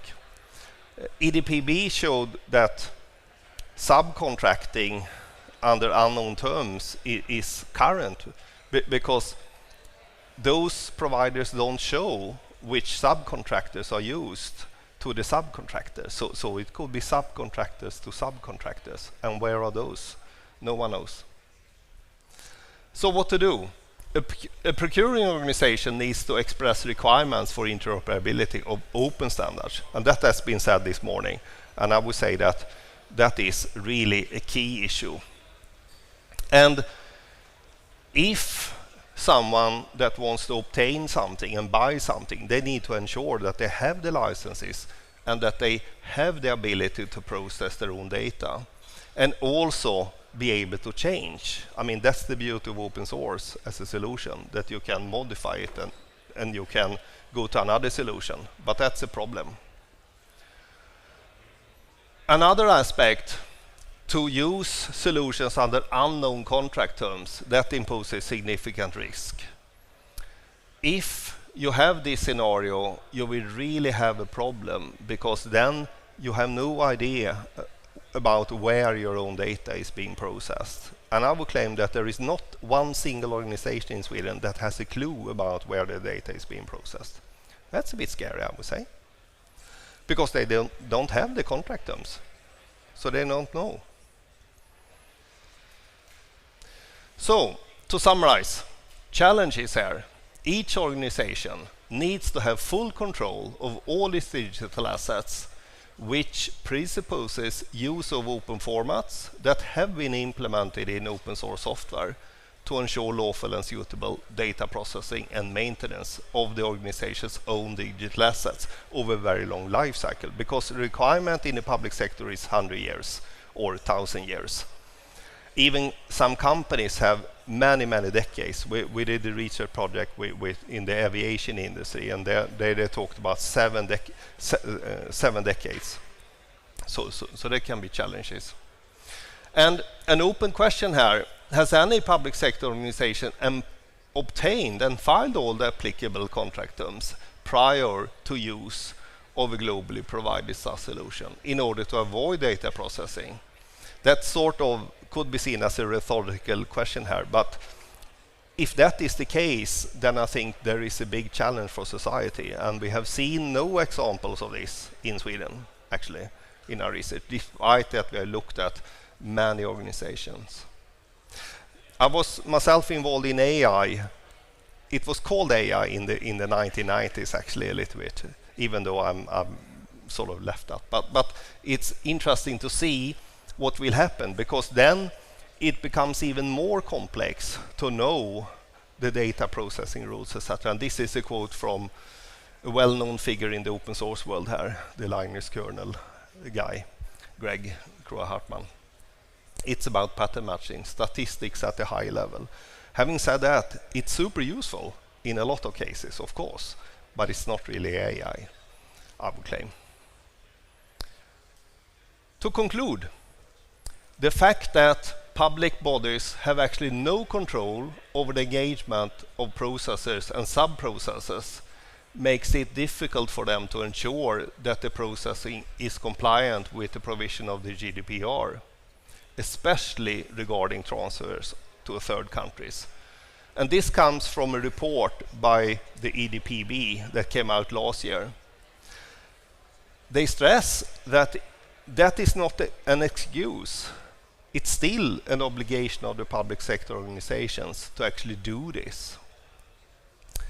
ultimately, all countries' cloud computing strategies are affected by concerns about the inherent data sovereignty problem. And to end, I would claim that sustainable, healthy open source communities is really a strategic way that can effectively address challenges related to lock-in, interoperability, and long life cycles of digital assets and software. So with that, I would like to invite anyone who wants to have a discussion afterwards, during the conference, or even after, to contact me, because I'm happy to discuss with each and everyone that is interested. And I would just like to mention that in the slides that will be provided afterwards, there are a number of references to various people. So, and I would also like to stress that what I've said here now is my personal reflection. It doesn't necessarily 100% fulfills with what all the partners we have worked with think about this. But just to show you a few references, so just to flick through that. So, okay. And there is much more as well. So, okay. Thank you.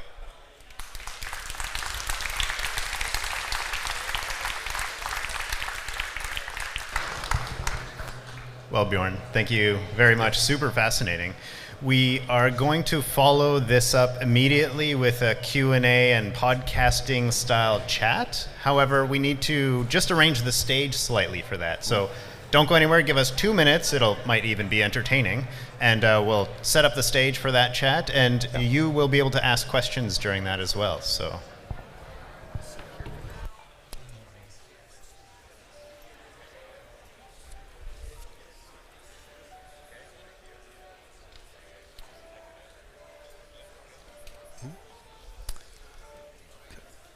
Okej.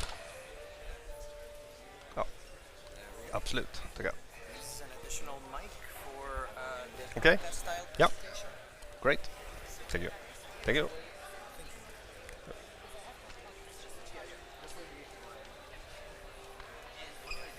Okay. That's my. Yeah. Oh, sorry. Yeah. I didn't mean to kick your thing. No, that's a problem. That's no problem. That's so.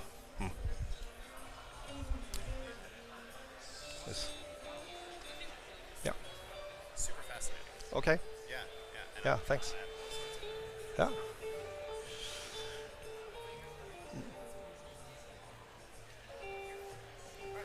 Okay. Yeah.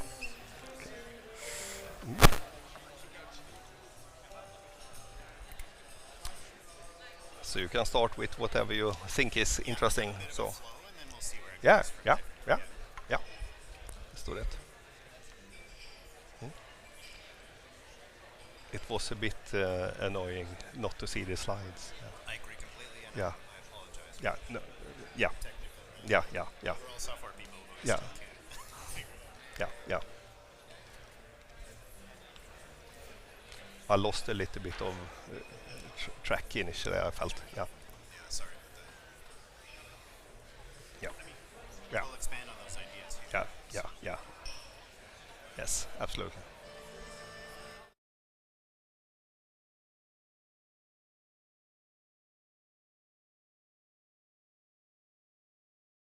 Is you need to merge screens if you use that. I don't use Apple, but I know that.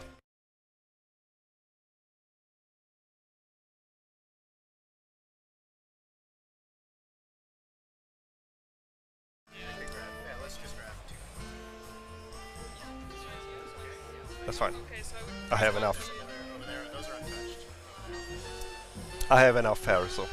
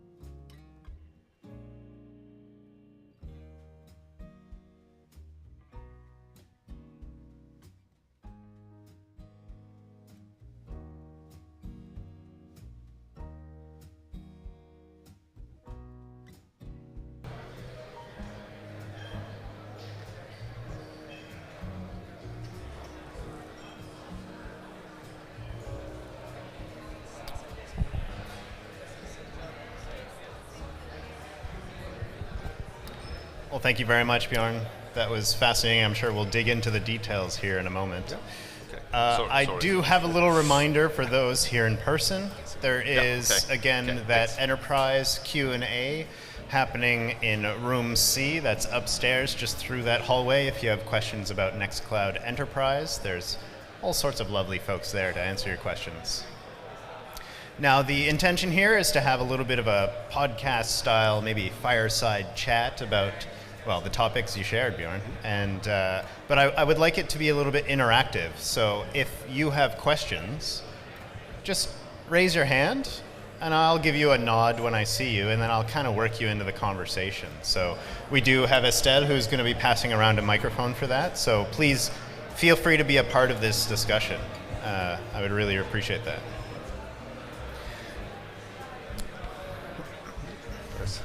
Oh, we have a question already. Yeah. Cool. Do we have a microphone? Yes, we do. Okay, right in the back here.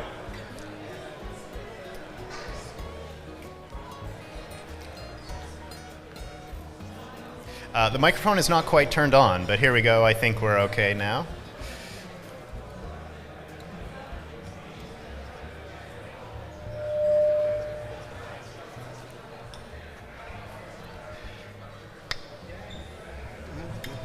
Okay.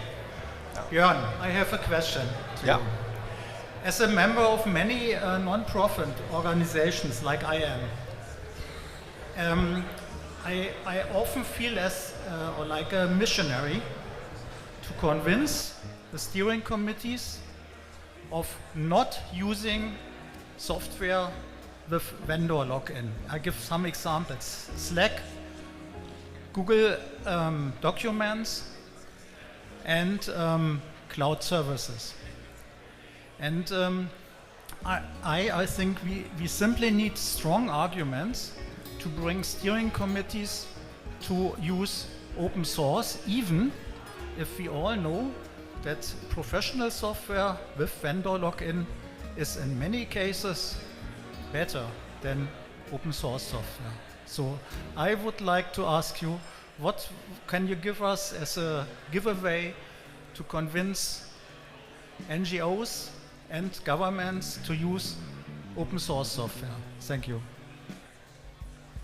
Yeah, thanks for the question.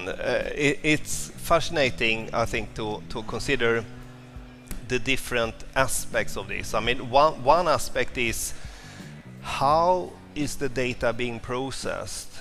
I mean, thinking of if you use it not locally, but you use, you gave examples of globally provided cloud solutions for which you have no clue where your data is being processed. And if you don't know that, then it's a bit like publishing the whole registry of the authority on the public internet. Would you be happy with that? I mean, that's sort of the counter argument I would say. I mean, would that be fine? Of course not. And when it comes to the software, I think the aspect of really trying to consider longevity of digital assets as something, because if you use a solution for which you cannot save the data, we heard this morning, for example, Frank talked about this new no, it wasn't Frank, but anyway, the board of drawing. I've used a number of proprietary license tools like that, where you cannot export your data, so you can't preserve it, and you have lack of control. So if you think that GDPR is problematic, I think then people should take that the political way. But now we have GDPR as it is, and it's not okay to use tools which process data under unknown terms. The problem is that the people in the steering committees, they simply do not care. So if I say, how can I download all my data in Slack, or how we can as a community, let's say 1,000 members in an NGO, how can we download our data from Slack? This is simply impossible, even if you have a registered account. So I have no arguments found to convince people. They always say, "Oh, let us stick with Slack, or let us stick with Google Drives. It's so easy. Everyone knows it." So we need to. I think we all need to find ways to convince 10 or 5 people in the steering committees to think over even your arguments and mine. But I don't see any strong arguments.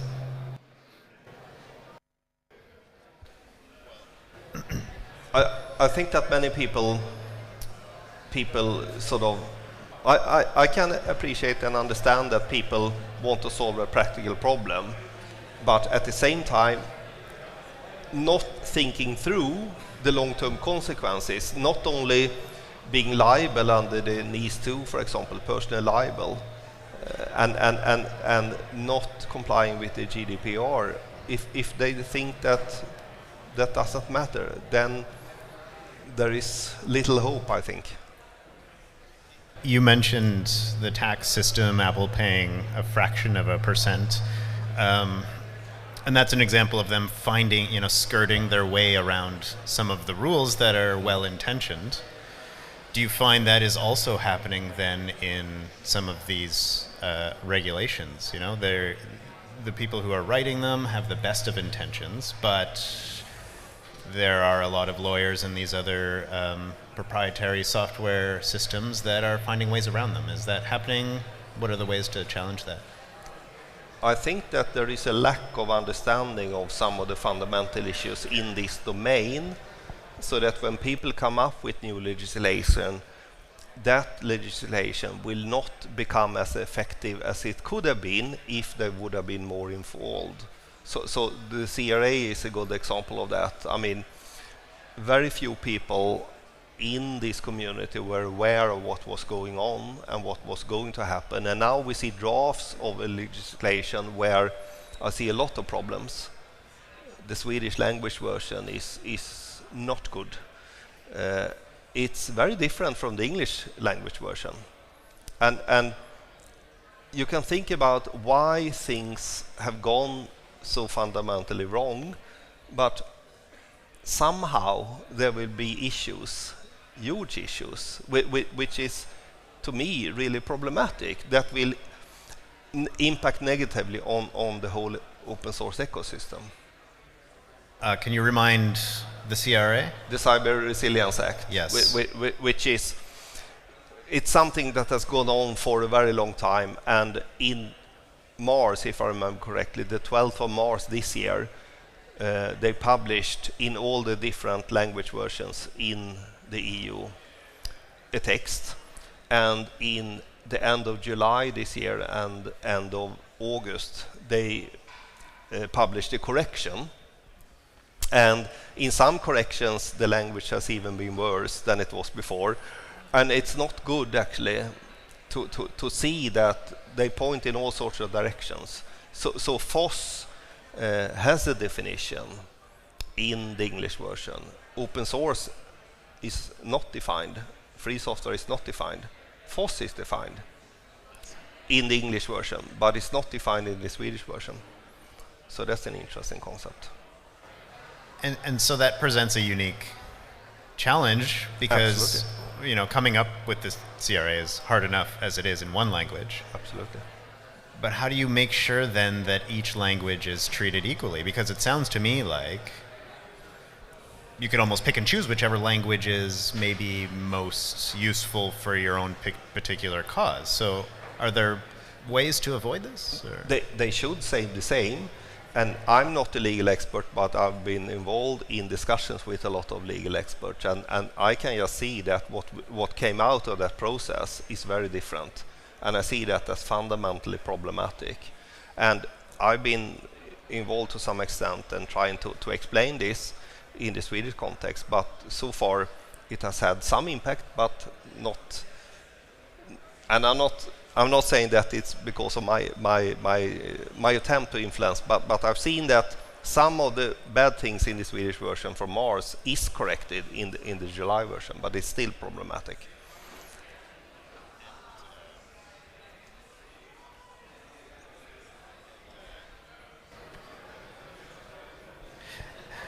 And I'm curious about the CRA specifically, if you have some personal opinions about if it hit the mark that you were hoping for.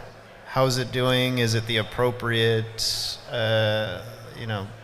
idea to have put in place? I think it's very well intended. I mean, very few people think that we should have less security, but I fear that it won't have the intended effect that the legislators intended. But we'll see. I'm hopeful that it can be improved over the years, but I am sort of extremely worried about the negative impact it will have on innovation in Europe.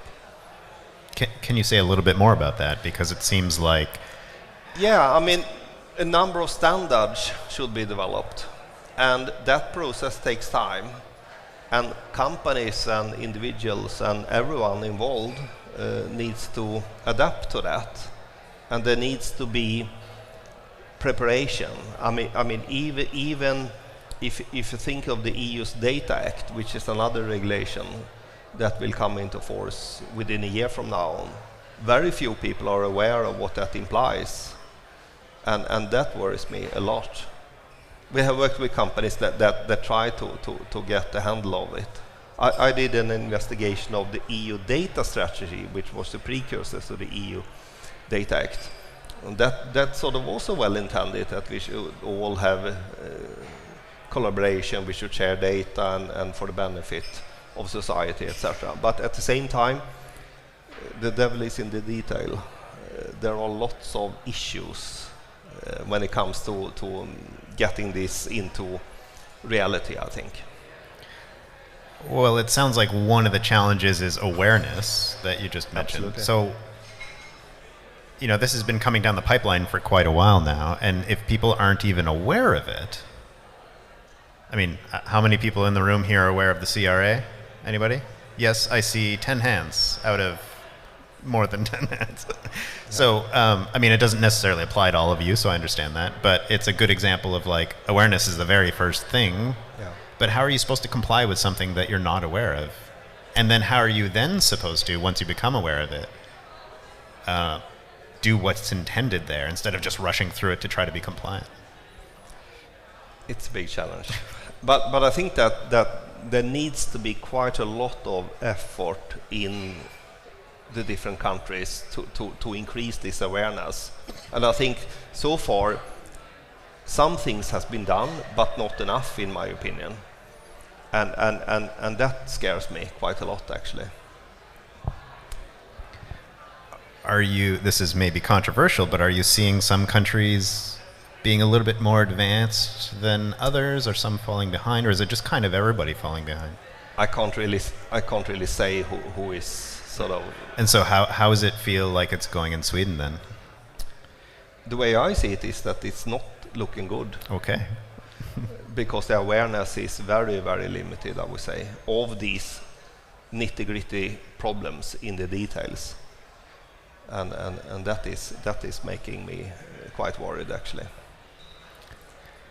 Is there hope?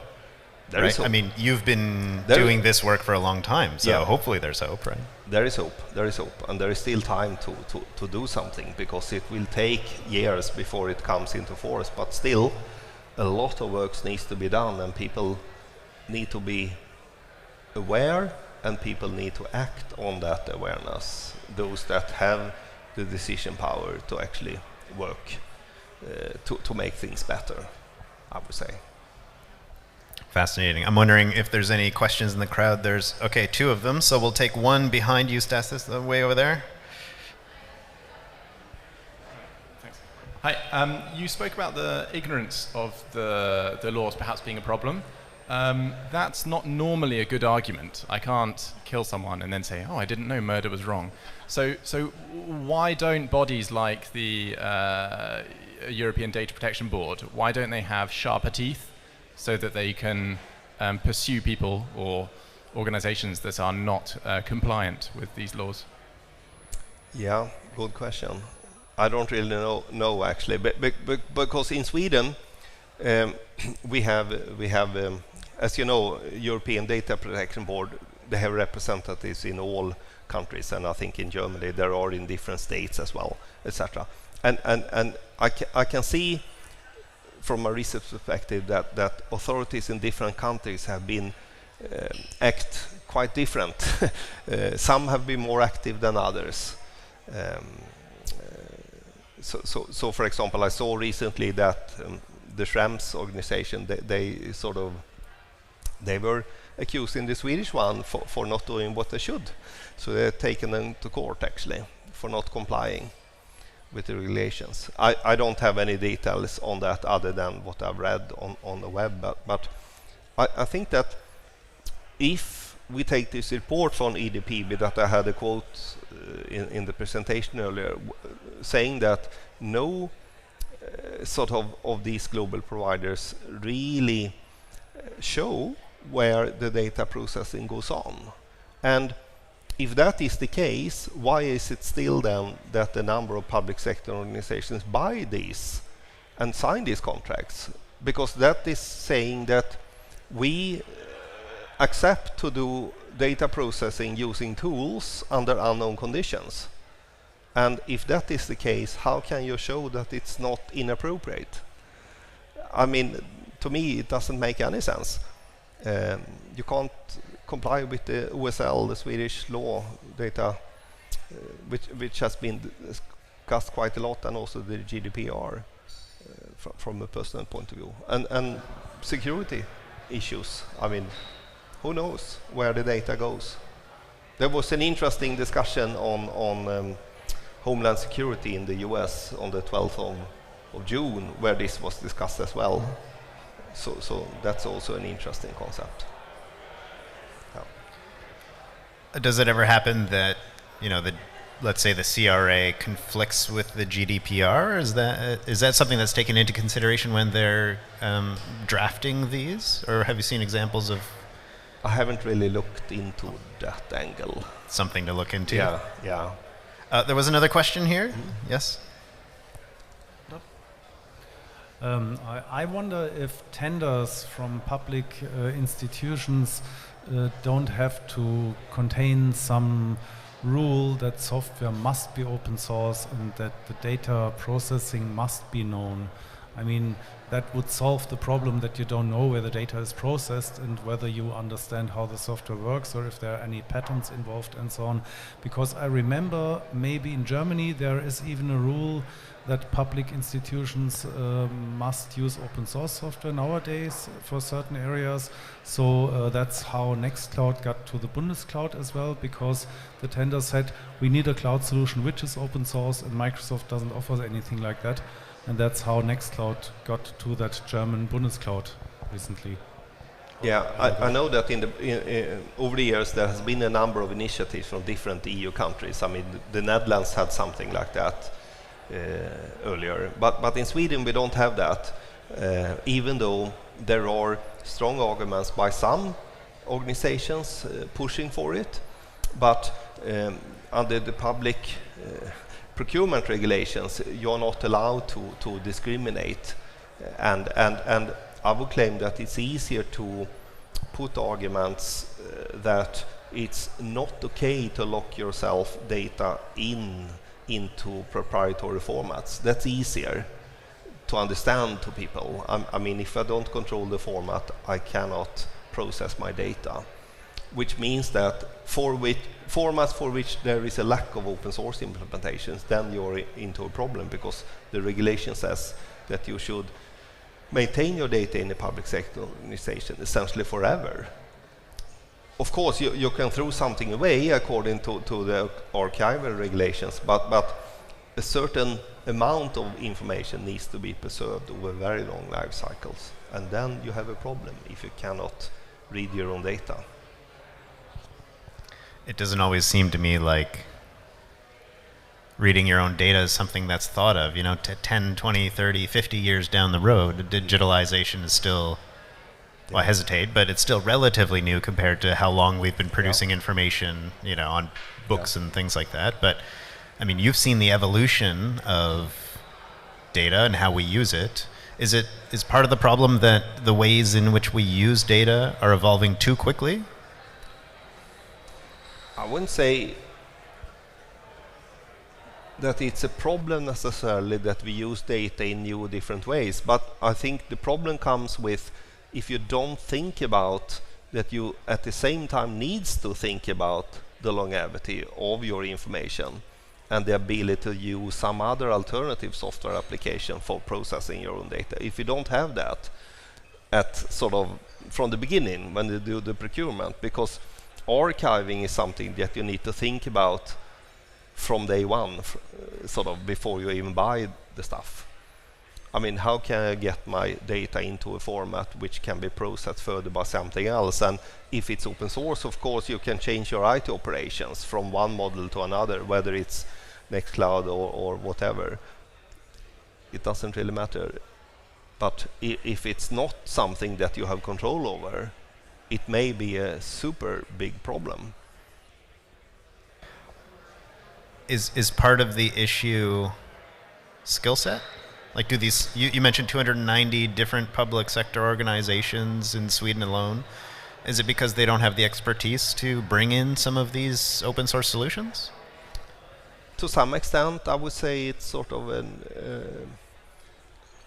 you do what your neighbor is doing, sort of. But there is some awareness, I would say. At the same time, I would also think that many of these organizations, they don't see, in Sweden it's very monolithic. Every public sector organization make their own decision, which is very different from many other EU countries, where you can have a sort of a minister saying that you should do in a certain way. We don't have that in Sweden, which means that if each and every one makes their own decision, you can cause an issue over time when so many goes into one solution, whereas if only a few would have gone to a certain solution, then it would perhaps not be so much of a problem. But that is something that happens over time here. See, here as a North American, I thought Europeans were really connected and sharing ideas and solutions and stuff, but you're telling me that despite the intention and, you know, Europe being connected more so, let's say, than some North American countries, that it's still a really big challenge to share decisions because everyone also has their own problems to solve, right? Absolutely, absolutely. Yeah. We did have a question over here that I've been mismanaging for a while now.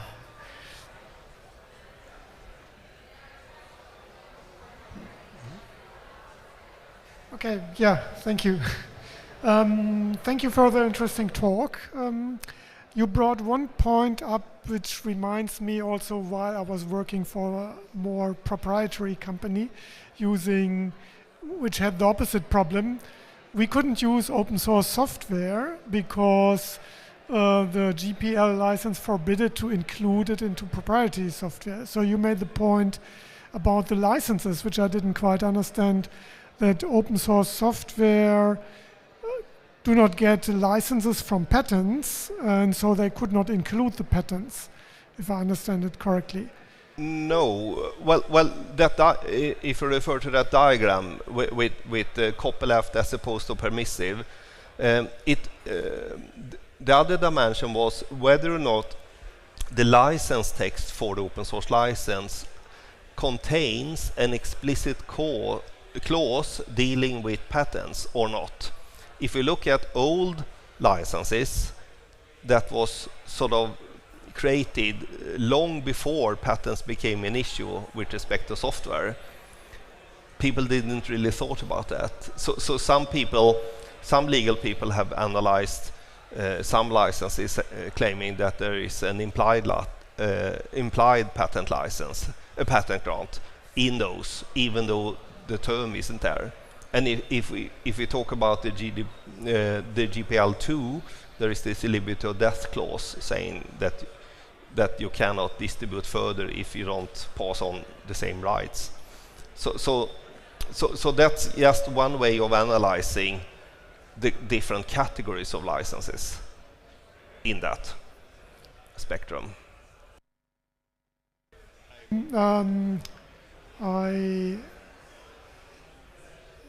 Okay. Thank you. Okay. I wonder if you were actually referring to what I thought was really interesting was you mentioned the HEVC impossible license clause. Or? Yeah. Well, that was a quote from a contract with a SaaS solution, which says that the provider doesn't provide you with the licenses. The contract clause says that you need to go and somewhere else to obtain the license. And we have actually tested that and found out that it's not possible, which is interesting. Well, it gets me thinking, like, the way some of these contracts are written, it's obviously easier for the contract writer to put that in there because they don't have to follow it. Yeah. Right? And so they're putting the onus on the contractee, if you will, to follow those rules, but they didn't actually take the time to make sure that it's a possible situation. You know, there's much that's impossible in our world, and obviously the way that's written is impossible. So, but that particular study. That's what you found out, yeah. And I'm sure, like, that's just one of the examples you've come across, but it's not an exhaustive list of the impossible situations that are written in every contract that's out there in the world, right? So, but that's also true of, like, some of these regulations, right? It's like you can define what the best case possible is, but is it always possible? I don't know.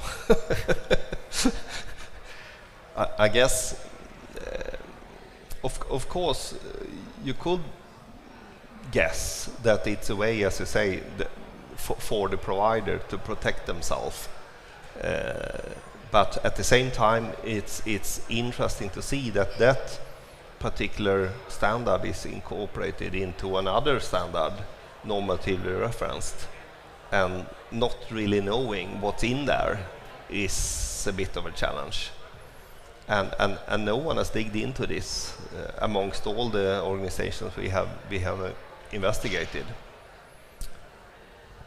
So that kind of brings me to the importance of academics such as yourself who have the mindset and the experience to really dig into this. You know, you've worked with hundreds of lawyers, you mentioned, to try to come up with some of these clear definitions. Well, I was mentioning earlier that I've sort of met many lawyers in a number of different contexts. I mean, we have published some of the papers together with legal experts.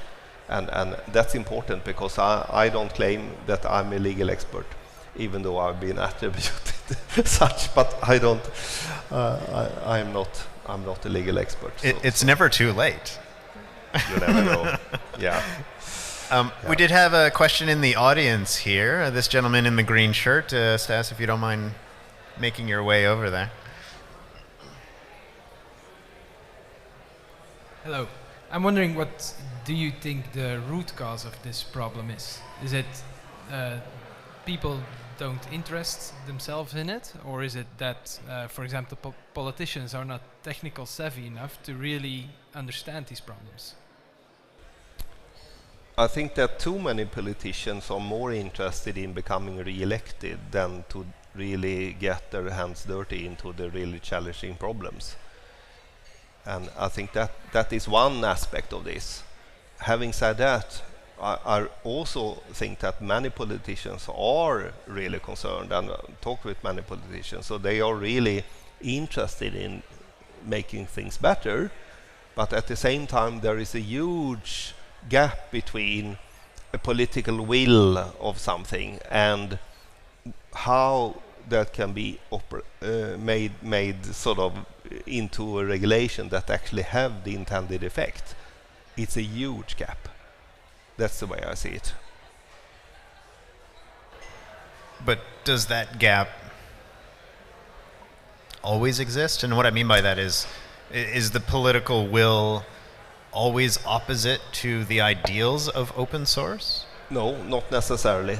There are a number of politicians that are really pro the underlying ideas of open source, clearly as well.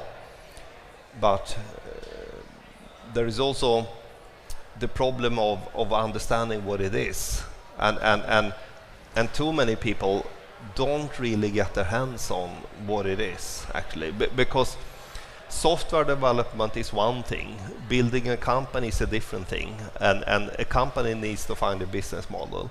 A software development process, there you need to find technical solutions, and you need to have organizations around it deal with people issues and cultural issues around the technical development, which is one thing, but in this context you need to have both these sort of dimensions in the mindset all the time, and that's what people have problems of finding out. I mean, back in 2004 many people thought that open source software is sort of no-cost software, and I still hear that today. Sometimes we still see it in regulations, which is a bit scary actually. Well, that brings me to a host of questions about open source itself, because I think I know what open source means, but you made me sort of question that a little bit. Right. So my first question is, with the business models around open source, of which there are several, is it working? You know, are you seeing successes that are enough to solve the problems in the public sector? I think there are a number of successes, and I also think that there could be many more successes if pollution by bad procurement practices could be avoided to a greater extent, because there are so many procurement processes that discriminate against open source, and that is a big challenge, I think.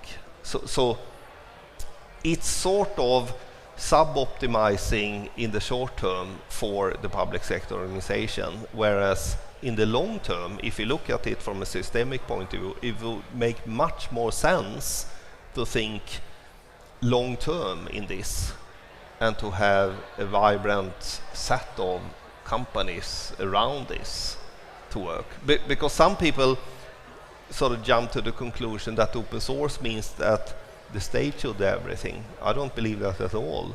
I think there could be many different companies. I mean, Nextcloud is one, but there are many others.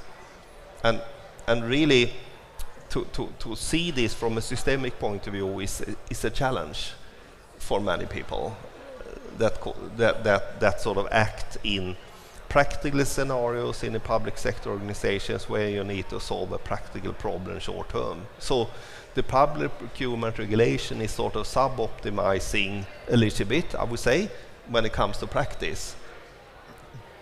Long-term gain isn't considered enough, I think, to really boost open source. Do you think partly the problem, especially you mentioned political will earlier, part of the problem is it just purely complexity? Like, software is easy to use. It's much harder to understand, especially the social implications. Yes. So do we not have enough experts, I guess, or training in these particular areas so that those making the decisions that affect all of us as citizens, so that they're well informed? I think if you look at public procurement, there are a number of regulations that you need to follow, and there are many people in authorities that are very good at understanding the procurement process. At the same time, if you don't understand the subject matter that you are going to procure good enough, you have a big problem in writing good procurement documents. And I think that is a consequence. We did a study 10 years ago for the Swedish Competition Authority, where we saw a lot of bad practices in procurement. People write procurement sort of tender documents, and they express mandatory requirements, which essentially excludes any company from providing an open source solution as in response to a particular tender. And that I think is an important starting point to get right. That won't solve everything, but that would at least makes things better. and equal opportunities. I would assume they're not excluding open source maliciously, like, or intentionally. Some do. Okay. Some do. Really? Yeah. For what purpose? What reason? What motive? I would claim that it's sort of lack of knowledge. Because open source to some is inherently unsecure. And there are so many stupid arguments going around amongst people that do procurement. But we have seen that in Sweden. Do you think that is not, I should stress, that is not so common. Yeah. But it does still happen. It happens, yeah. Do you think that's solvable? Or maybe what I mean is, are those old tropes that we need to do a better job as an open source community to educate the greater public about what open source even is and why it's important? Yeah, I think the OSI is doing a great job, and I think that many of the sort of open source people active in the open source communities also need to help to spread the word there on that. And also many companies that offer solutions, because there are many companies putting in bids in public procurement tenders where they have the hope of being able to deliver something to public sector organizations. So they also need to do what they can, so to say. Right. But I still think that there must be a little bit more awareness amongst the politicians and that level to understand what's going on. You mentioned the OSI there. So the OSI is responsible for the open source definition. Yes. They are the open source initiative. Many of us know them. But in your talk specifically, your keynote, you did mention how, what's your quote here? Open source, no one knows the depths necessary for open source to really, adhere by some of these rules. So my question for you, I guess, is the definition good enough? Yeah, I mean, there is work going on now at the OSI to really deals with the AI scenario, etc. But I think that they are doing a good job. It's not an easy task. It's super complex.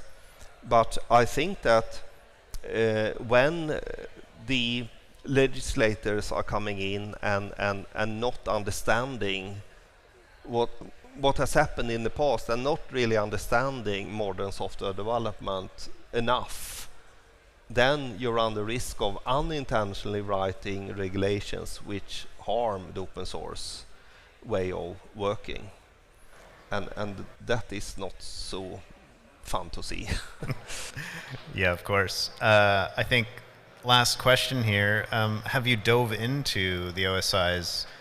I mean, they're currently working with about 80 partners in various different organizations to define what is open source artificial intelligence. Many people are using that definition however they want right now. The OSI is doing the really hard work for the last about year to try to come up with a definition that approaches the similar definition to open source software. Have you dug into this, and if so, initial thoughts? I mean, it's not the final definition, but I haven't sort of digged too deeply into that definition recently, but I have had discussions with people that are heavily involved in that. It's a. I've been reading about it since it started, but I would imagine it's a nearly impossible task to make everyone happy, especially that the world of open source is very different now than it used to be. We're seeing almost every large organization also using open source, and they've got their toes in there, and they're important players, not to be ignored, but we need to make sure they're not taking over the definition. So, Absolutely. Yeah. No, our focus has been more on the standard side, so the ongoing reviews of the regulation 1025/2012 is something that's on my radar right now. Yeah. Well, can we thank Björn for all of his insights and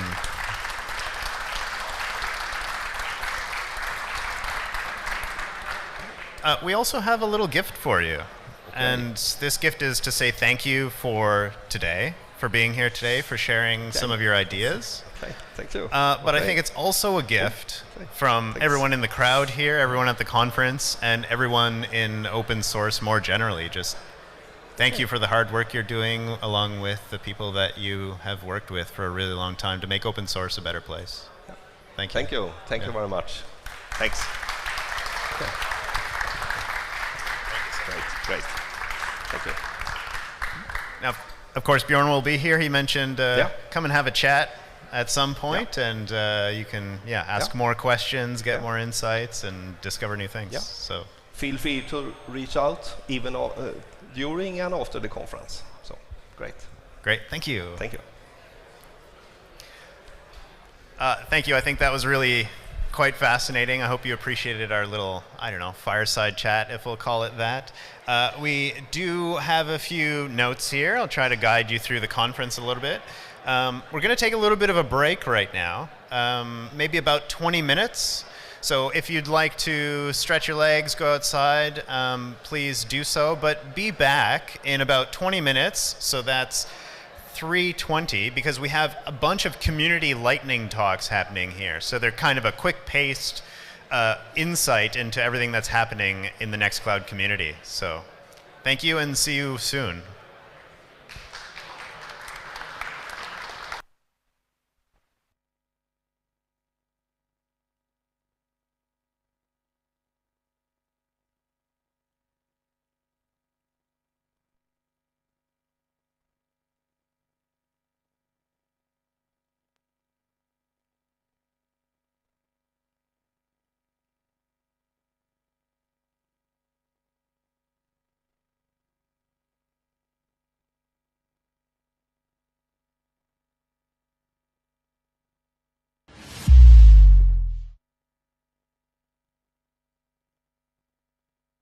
We believe privacy is a fundamental human right, and everybody should have access to secure communication free from surveillance. We are building decentralized products as an alternative to centralized platforms. People can choose what they want and where they want it. We believe in open source and open standards. Open source is the only way for users to trust their devices. We value sustainability, protecting people, society, and the environment. We believe accessibility is a fundamental human right and technology should be accessible to everyone. The time of our users is very important to us. That's why we do our best to make Nextcloud easy to use. We foster diversity from innovation to transparency and collaboration. Working with our communities and supporting marginalized people leads to a better result.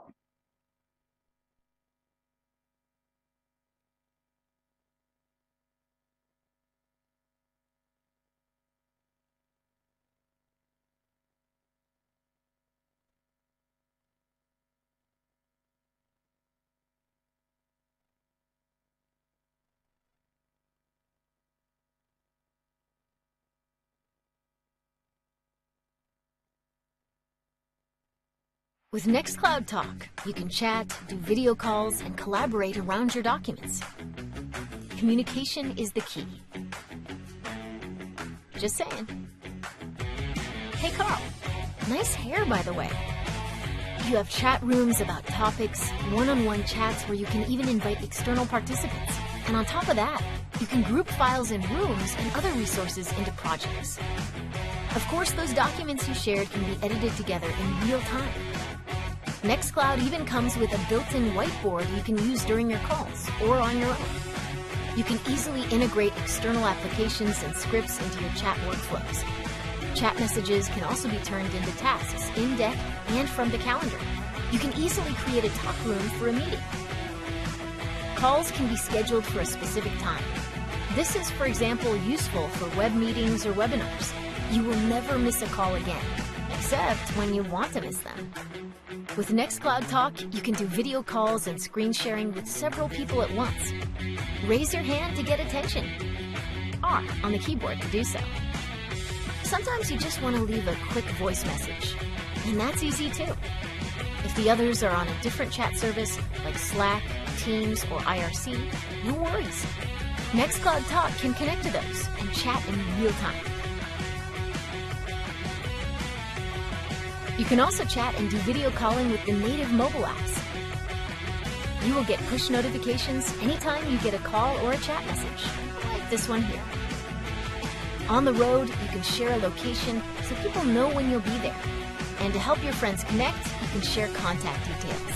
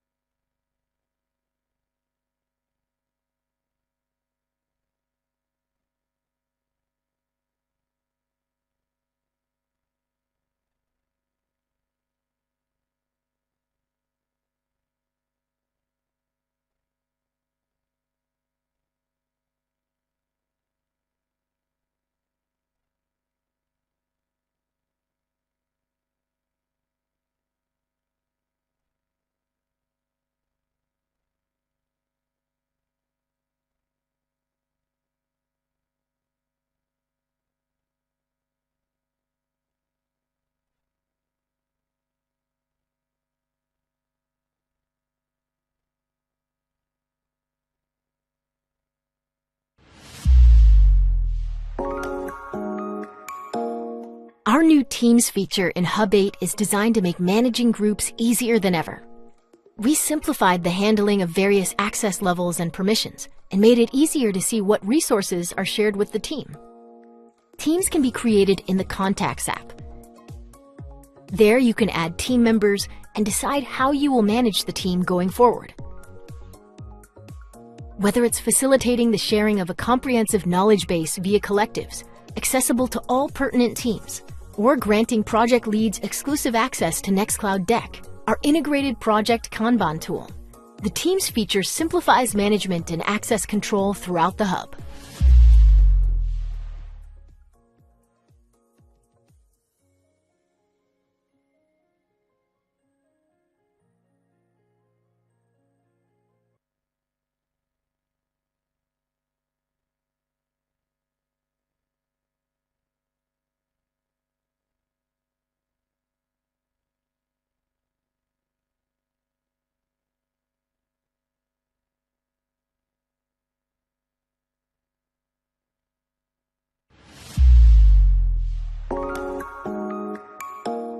Nextcloud Talk allows your team to communicate anytime, anywhere, while giving you full control over your data, your privacy, and your security.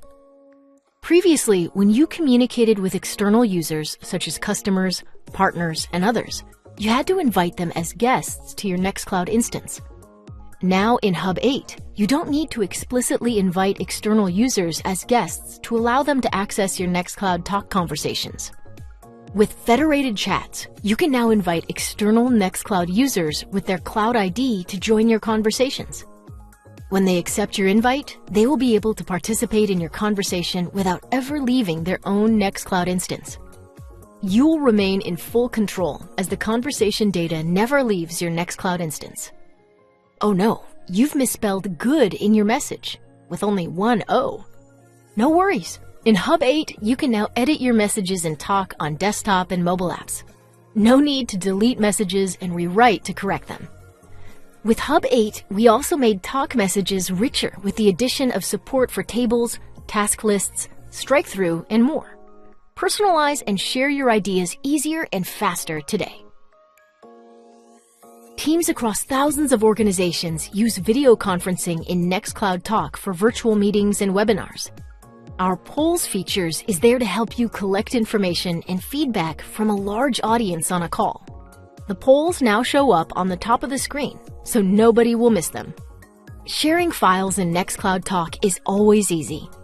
We offered rich link previews, showing you information about deck cards or a preview of images. We now also give you the contents of documents like PDFs, note files, and even full Office documents. Beyond showing them, we went a step further and made it possible for you to edit the notes of a call or add a quick item to the table in an Office document right there in your chat. We made many more small improvements in Nextcloud Talk, like how we show the speaker who is sharing their screen during a call, or how you can now test your speakers in the devices setting before you join a call. This release of Nextcloud Hub brings you the best version yet, making your calls and daily chat easier and more fun than ever. We hope you will enjoy Nextcloud Talk, and we look forward to your feedback.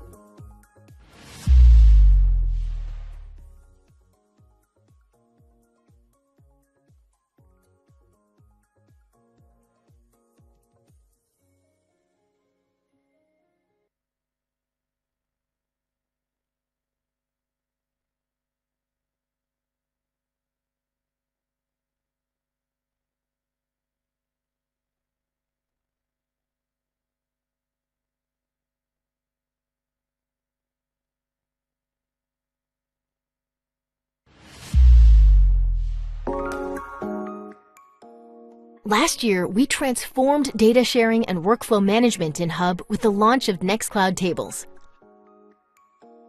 This feature acts as a no-code platform, allowing users to create customizable tables for various data types such as text, links, numbers, progress bars, star ratings, and much more. Tables makes it easy to design, manage, and share your data within and outside your organization. Now with Hub 8, we've improved tables even further by introducing applications for tables.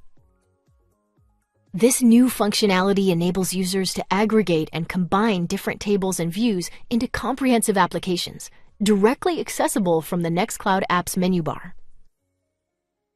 Imagine streamlining your HR processes with an integrated HR application for vacation requests, with a specific table for pending, approved, and manager pending approvals.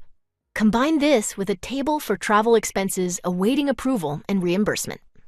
With all this information consolidated into a single application, your HR workflow becomes more efficient and accessible.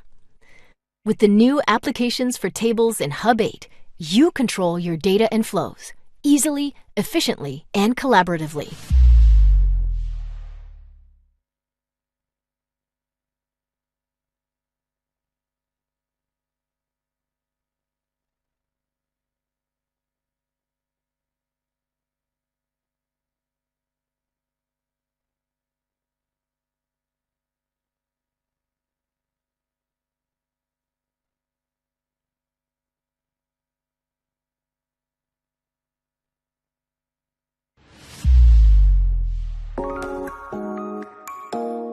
Nextcloud Groupware helps you handle your email, tasks, and meetings.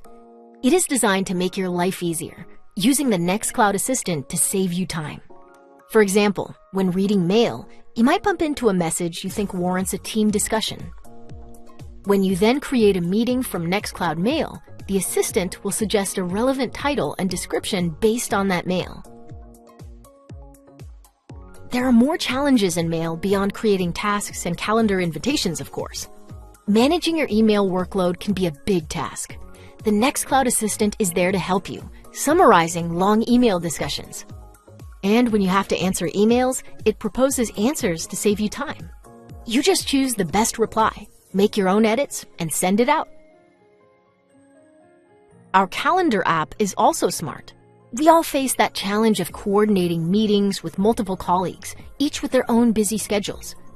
Nextcloud Calendar helps you out, suggesting the first available time slot that works for everybody you wanted to invite, taking into account their availability and time zones.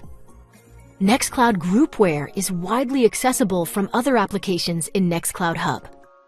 You can share a deck card in a talk room or link to a calendar.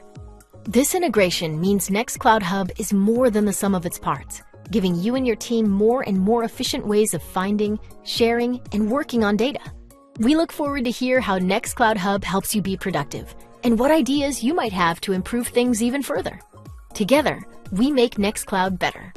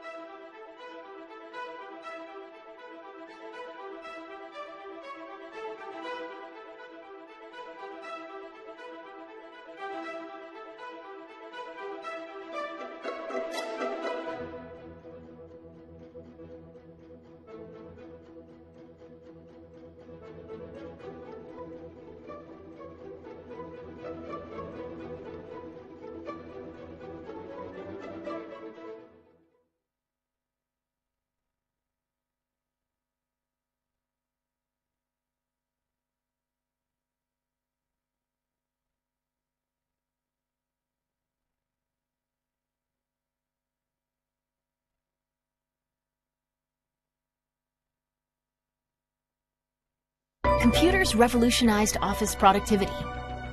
Networks made it easy to share files with each other, optimizing the flow of documents. Today, Nextcloud unlocks the real productivity of teams, bringing context to content and real-time collaboration to working together. Get work done. Nextcloud.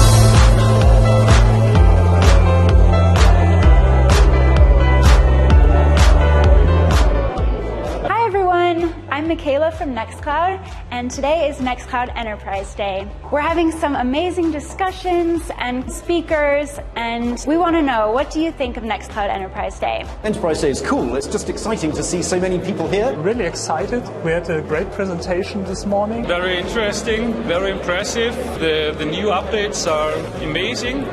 I love it because I'm meeting already a lot of people and all have the same mindset. Absolutely fantastic. I really enjoyed the location. And also I enjoyed the community, to be able to talk face to face to all of the sales engineers, pre-sales, and even to the CEO, because he's all around.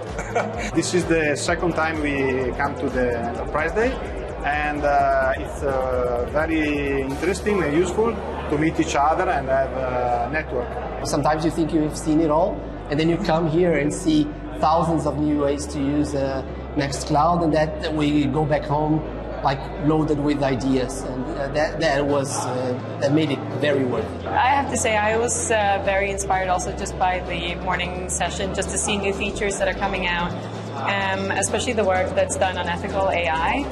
I thought that was very interesting. I learned a lot about the new releases. I was quite a surprise to see how many developments you guys have done in the past few months. Also got the chance to connect with a lot of people. It was a great day. We learned about many new features from Nextcloud. Everybody should come. It was a lovely day. We really enjoyed it. There were customers and the Nextcloud stuff, and it's great. It's amazing. Thank you for being here. I'm really excited to see what comes next. Thank you so much for coming to Nextcloud Enterprise Day, and we can't wait to see you next time.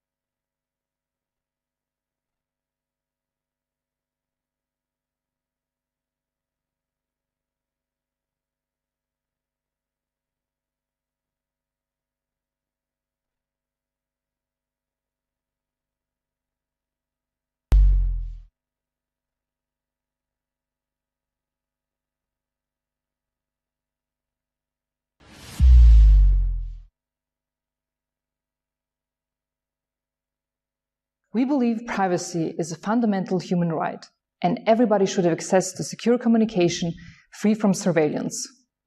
We are building decentralized products as an alternative to centralized platforms. People can choose what they want and where they want it. We believe in open source and open standards.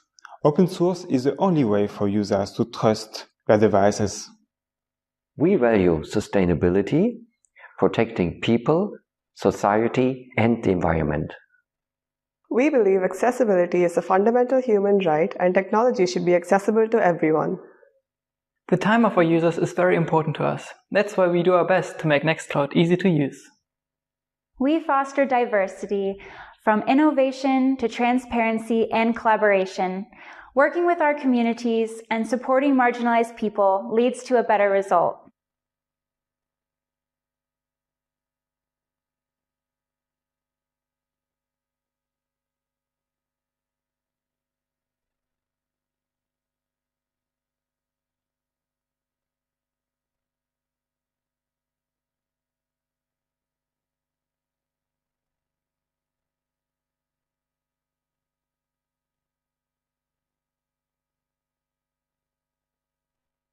With Nextcloud Talk, you can chat, do video calls, and collaborate around your documents. Communication is the key. Just saying. Hey Carl, nice hair by the way. You have chat rooms about topics, one-on-one chats where you can even invite external participants. And on top of that, you can group files in rooms and other resources into projects. Of course, those documents you shared can be edited together in real time. Nextcloud even comes with a built-in whiteboard you can use during your calls or on your own. You can easily integrate external applications and scripts into your chat workflows. Chat messages can also be turned into tasks in deck and from the calendar. You can easily create a talk room for a meeting. Calls can be scheduled for a specific time. This is, for example, useful for web meetings or webinars. You will never miss a call again, except when you want to miss them. With Nextcloud Talk, you can do video calls and screen sharing with several people at once. Raise your hand to get attention. R on the keyboard to do so. Sometimes you just want to leave a quick voice message, and that's easy too. If the others are on a different chat service, like Slack, Teams, or IRC, no worries. Nextcloud Talk can connect to those and chat in real time. You can also chat and do video calling with the native mobile apps. You will get push notifications anytime you get a call or a chat message, like this one here. On the road, you can share a location so people know when you'll be there. And to help your friends connect, you can share contact details.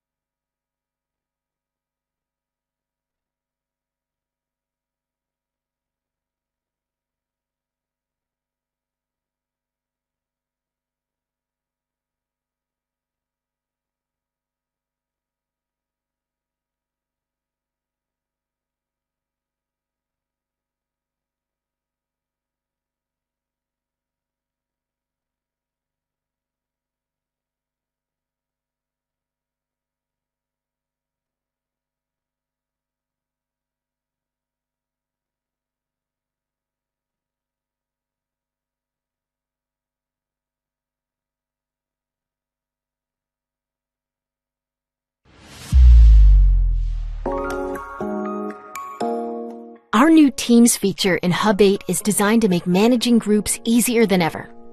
We simplified the handling of various access levels and permissions and made it easier to see what resources are shared with the team. Teams can be created in the Contacts app. There you can add team members and decide how you will manage the team going forward. Whether it's facilitating the sharing of a comprehensive knowledge base via collectives, accessible to all pertinent teams, or granting project leads exclusive access to Nextcloud Deck, our integrated project Kanban tool. The Teams feature simplifies management and access control throughout the hub.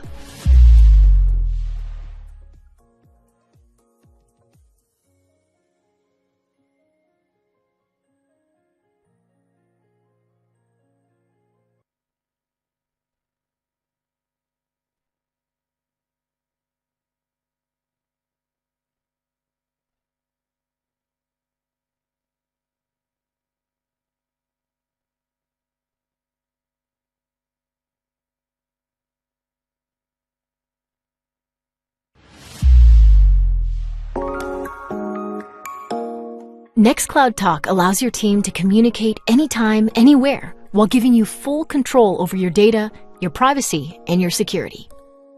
Previously, when you communicated with external users, such as customers, partners, and others, you had to invite them as guests to your Nextcloud instance.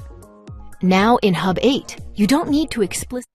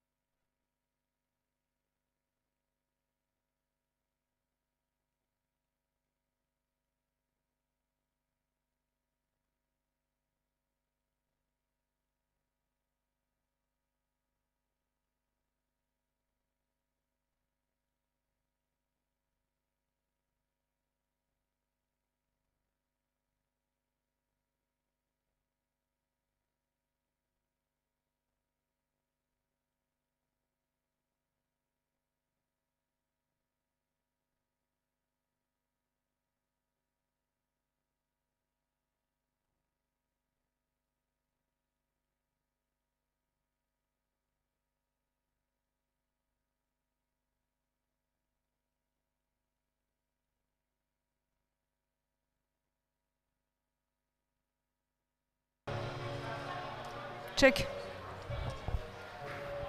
Hi everyone. Yeah, okay, but we will start in a few minutes. If you want to join your seat.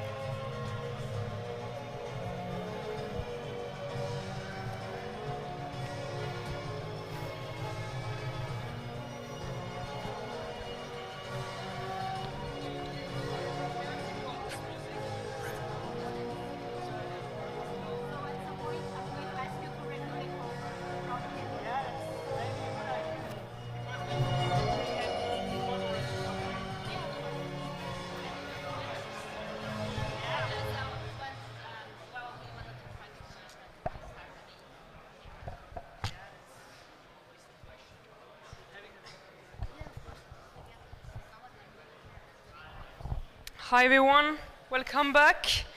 I don't know if everyone is here. We will start soon the lightning talks. We have great speakers. I just wanted to take 30 seconds before to thank you again, all of you, all the online audience. You know how special it is, this event for Nextcloud and all Nextclouders, so thank you again. I will quickly introduce now our lightning talks with our great speakers. So I will ask Christian Wolf to come on stage to start. Yeah. Thank you, everyone.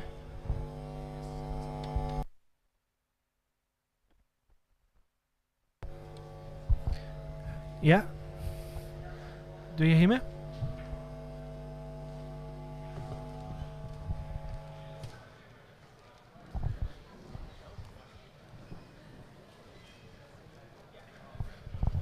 You can hear me? Yeah? You hear me?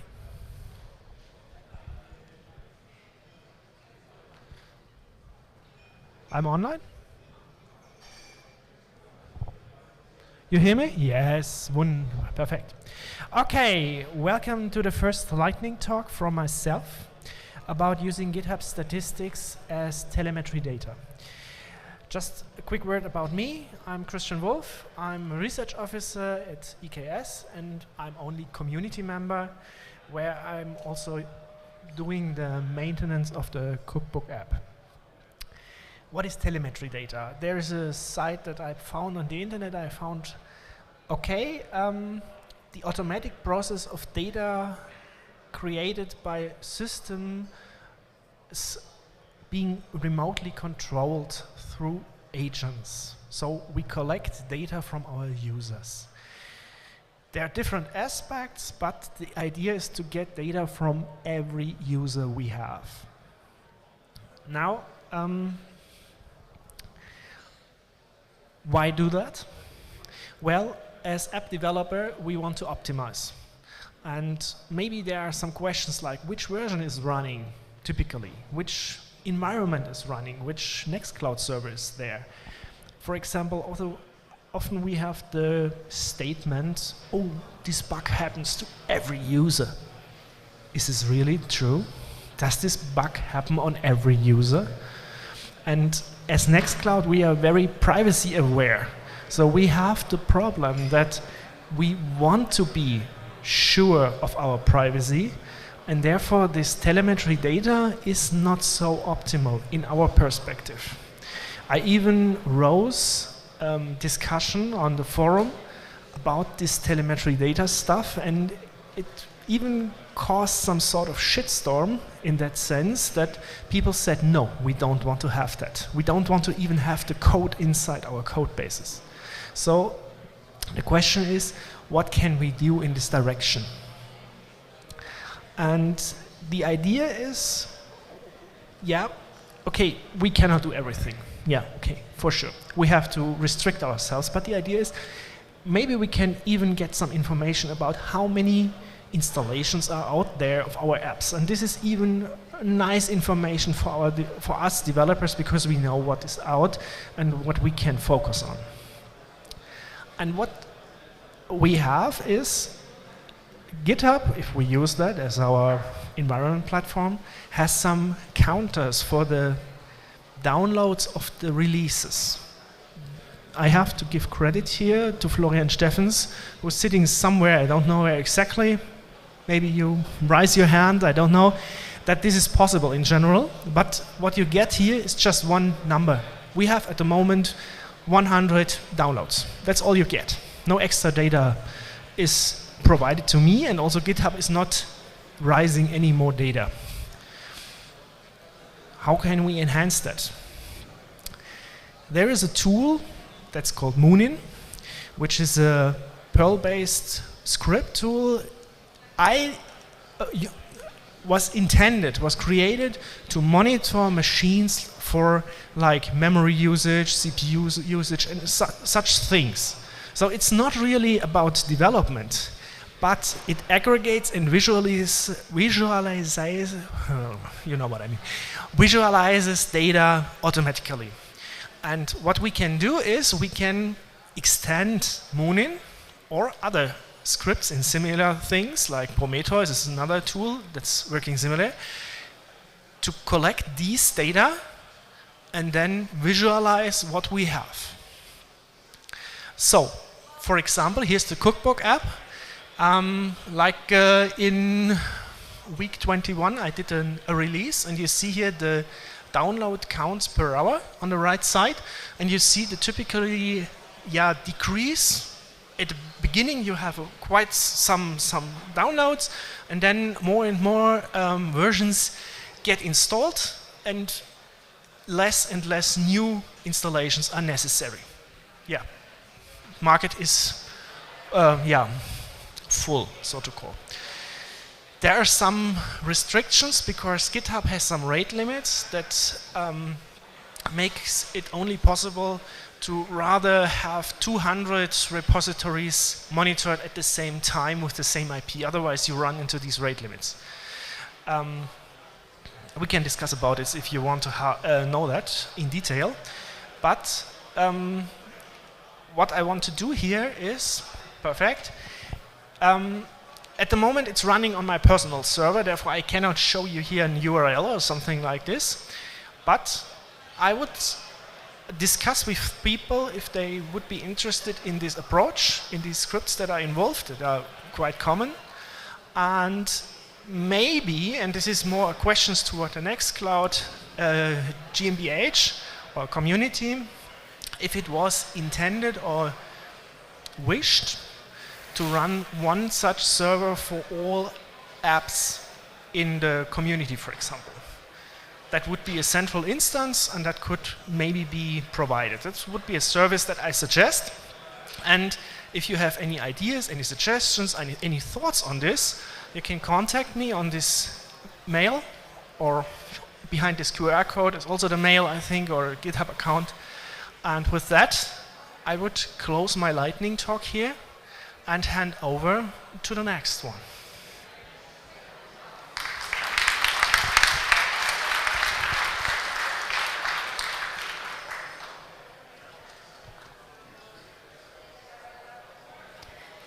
Hi everyone, I am Camila. I am a desktop client developer. I work on the Nextcloud desktop client. And in this talk, I want to try to explain, I want to try to show you how to get over the fact that Nextcloud is not moving away from PHP. Despite the protests, most sources claim that PHP still makes up for about 75% of the web. And every year in conference, we always get at least one person asking, why is Nextcloud written in PHP? Why don't you rewrite it in Go or another programming language? So even though, and I'm not passing the slides, I'm sorry for that.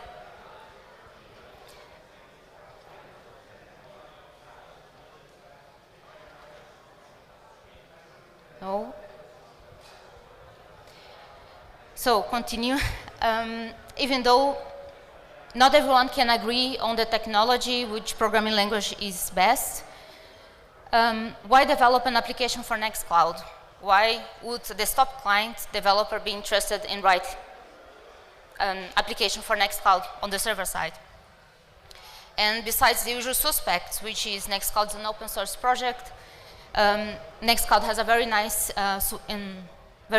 and supporting community, which I know. For me, the main reason is privacy.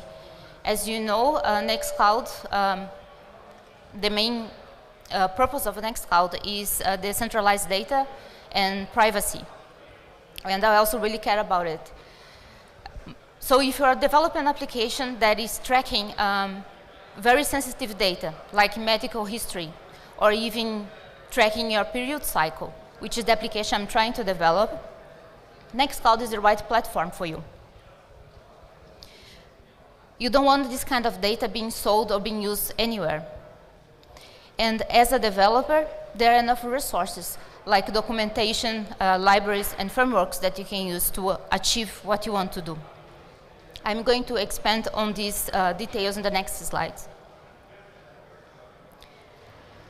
So Nextcloud tends to be very pragmatic, so PHP is still the main programming language used, with Vue.js as the front end.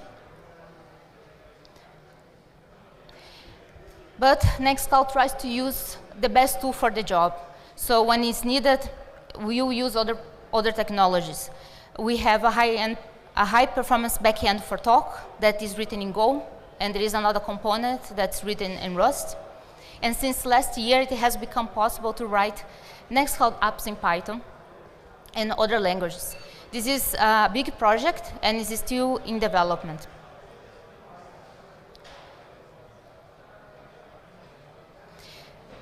So most resources today are still, for development, are still PHP and JavaScript.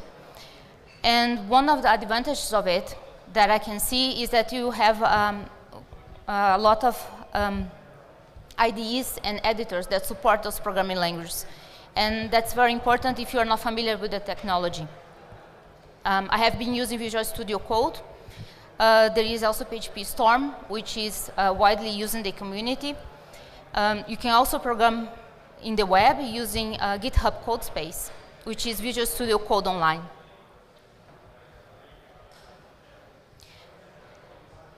You also, to get started, you don't need to start from scratch. We have a very cool app generator that in a couple of minutes, you get all the files that you need to get started.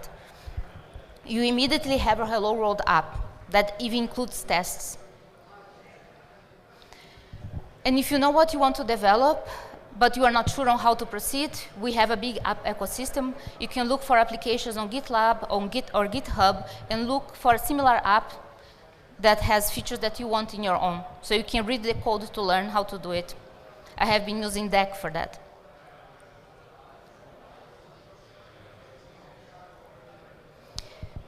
Then we have the Nextcloud app framework.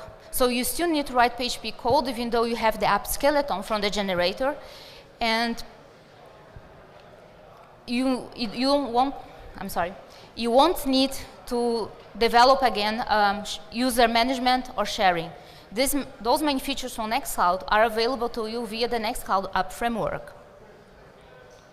It's the same for the front end. We have the Nextcloud Vue.js components for that, to style your application. So in conclusion, PHP and JavaScript or Vue.js do the job, and where there are features missing or libraries missing, Nextcloud has its own libraries and its own components to help you to get the job done. And even if you're not familiar with the technology, it's possible to understand the tech stack and be productive. And if you're convinced now, we have an workshop this afternoon in room B upstairs at 5:30 to help you to build your first Nextcloud application. Thank you.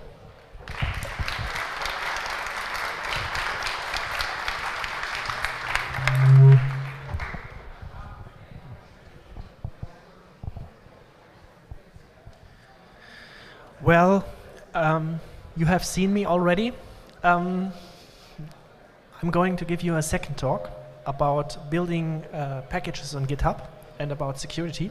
I'm skipping who I am. Let's go into the development process.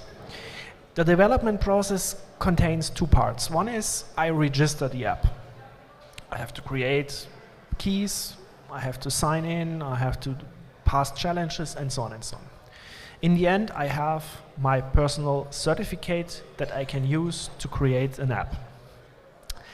And on the right side, these are the steps that I need to do in order to actually publish a release of an app. So I have to sign eventually the code, I create an archive, upload it somewhere where it's reachable, I create a signature of it, and then I can register the URL with the App Store. That's more or less the process of publishing any release. Now, this is tedious. So it would be nice if I could automate that. We are developers, why not doing so? And GitHub has this nice feature of actions available, so we could use that. Okay, there is even from the Nextcloud a set of templates, I would call them, for GitHub Actions available that run these deploy setup scripts. So the question would be, why not use them? Seems fair. The problem is I need to provide these personal certificate and keys. And GitHub has secrets to store these in the repository, or more precisely in the organization the repository belongs to. And the workflow files would use these secrets. That's okay. The problem is the admins can set the secrets and everyone in the organization cannot read it. So we can use it, right? That's the question. There is one security concern. Everyone in the organization who has write access, and this is almost 700 people, could send a pull request against my app. In my case, it's a cookbook app. So anyone could create a pull request that would extract exactly that secret I want to keep secret and send it to some API, to some logging feature, to whatever. You can think of whatever you take there. You put some malicious code in this pull request and my secret is no longer a secret. It's gone. And therefore, Nextcloud as company has its dedicated organization. This is this Nextcloud releases organization just for this purpose, where just a limited number of persons has access, writing access, that is used for every official app. Deck, files, whatever you take, all these are published there, as well as the server. But for all community members, we don't have access there, for sure, that's the intention. But we, as community, must be aware of it. I know the risk might be debatable, because maybe not so many people are trying to put malicious code there, but there was recently also with another, in the Python world, was even an attack over multiple years, where someone put some malicious code in a library, very deep, and the question is, who was it? And it was only detected by chance. And therefore, the best practice for the community that I want to give you, whoever is publishing an app, create a dedicated GitHub repository in a dedicated organization. Put your secrets there and restrict the number of users to 1 or 2, so that you have clear control over the secrets, so that this build process can be in a secret environment, and all other secrets should be dropped or even revoked and recreated. And always think before you use secrets. That's what I give you. Think before you write.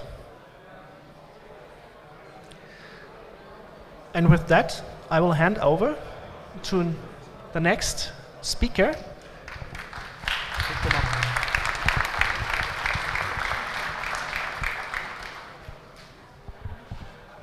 Hello, hello. 3 persons on stage must be something special. We are the forum crew. I hope everybody is aware of the user forums of Nextcloud, and today we want to give the forum a face. That's why it's not only me here. The forum is a heart for all private Nextcloud users.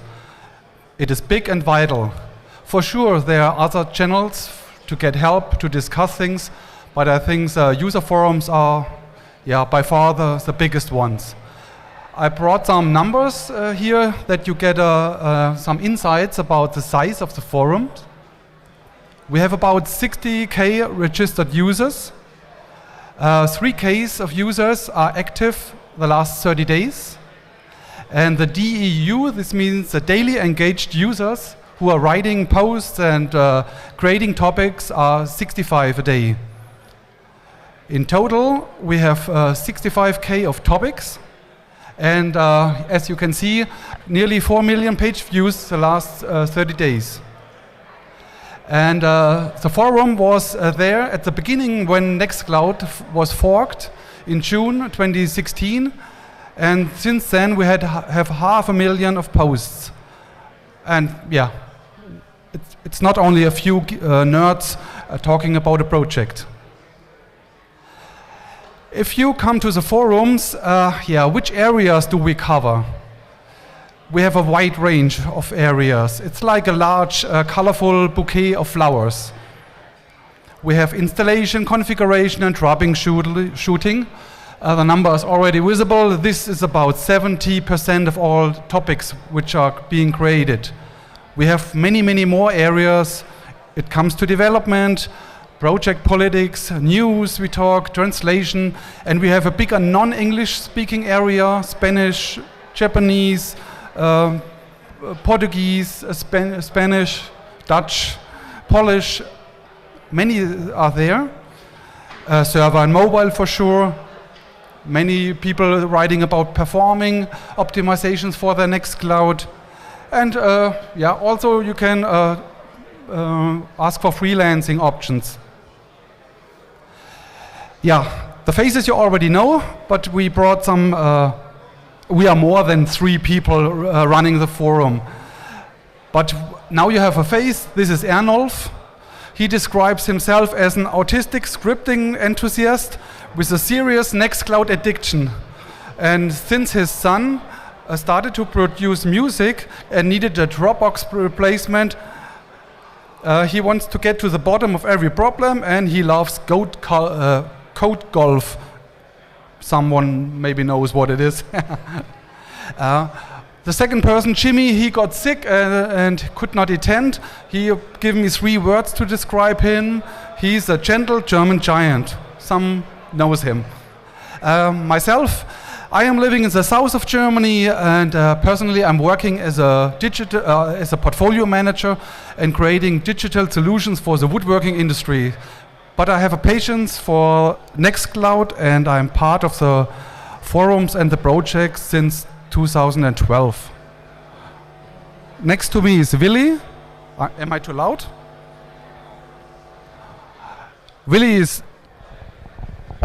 Hello, hello? Hello? Oh, okay. Next to me is Willy. He is based in Switzerland, and he works as a system engineer and implement and maintain commercial communication and collaboration applications. His motivation is to support Nextcloud and OSS in general, and he likes the vision that everybody knows where his data is stored. So,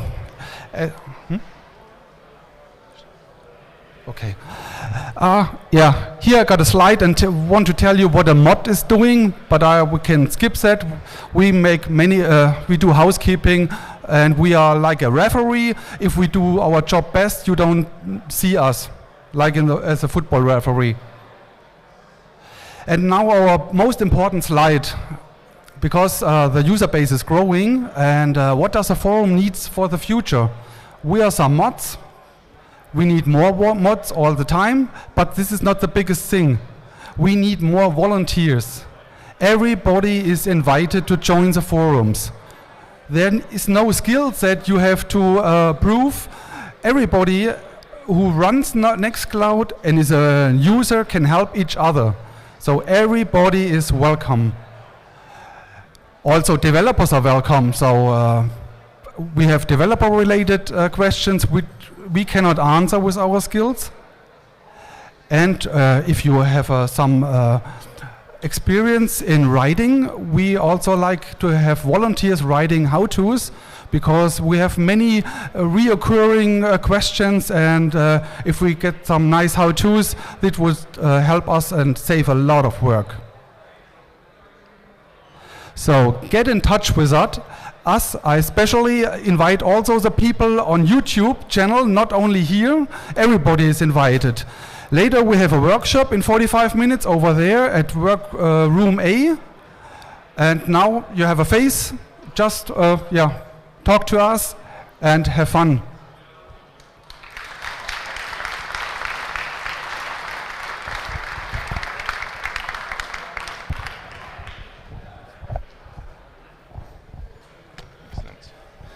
Right, let's go. Start the timer.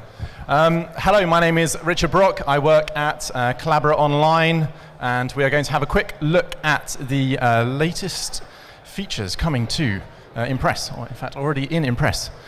What is Impress, I hear you say? Well, we are at a Nextcloud conference, so a lot of you might know this as Nextcloud Present. Are we all using Nextcloud Office or Collabora Online or something like that? Hooray, good. If not, why not? If I say Impress, this is what I'm talking about. Well, there you go. This is what Impress is. It is a powerful presentation editor. This is Michael's presentation from the last conference, for example. It's what we use a lot, as you might imagine. We're working with lots of universities and schools and teachers, people who are using presentations all the time, so it's powerful. It is a fully featured presentation editor. What do we mean by that? Well, here we go. Here's all the features. It's a silly slide, but you get the idea. There's a lot going on. It's got all the stuff that you would expect. It's got the sort of slide templates and all sorts of fun stuff, animations. This is some stuff I like a lot. I work in marketing, so manipulating images, getting everything centered and vertical and getting the layers right and whatever. Anyway, but you don't want to know... Clicker, go. Yeah. You don't want to know that. You want to know what's new. I'm going to stop using the clicker because it's not working. What is new? Okay, present in window. This is a really cool feature. So what happens is if you click present in window,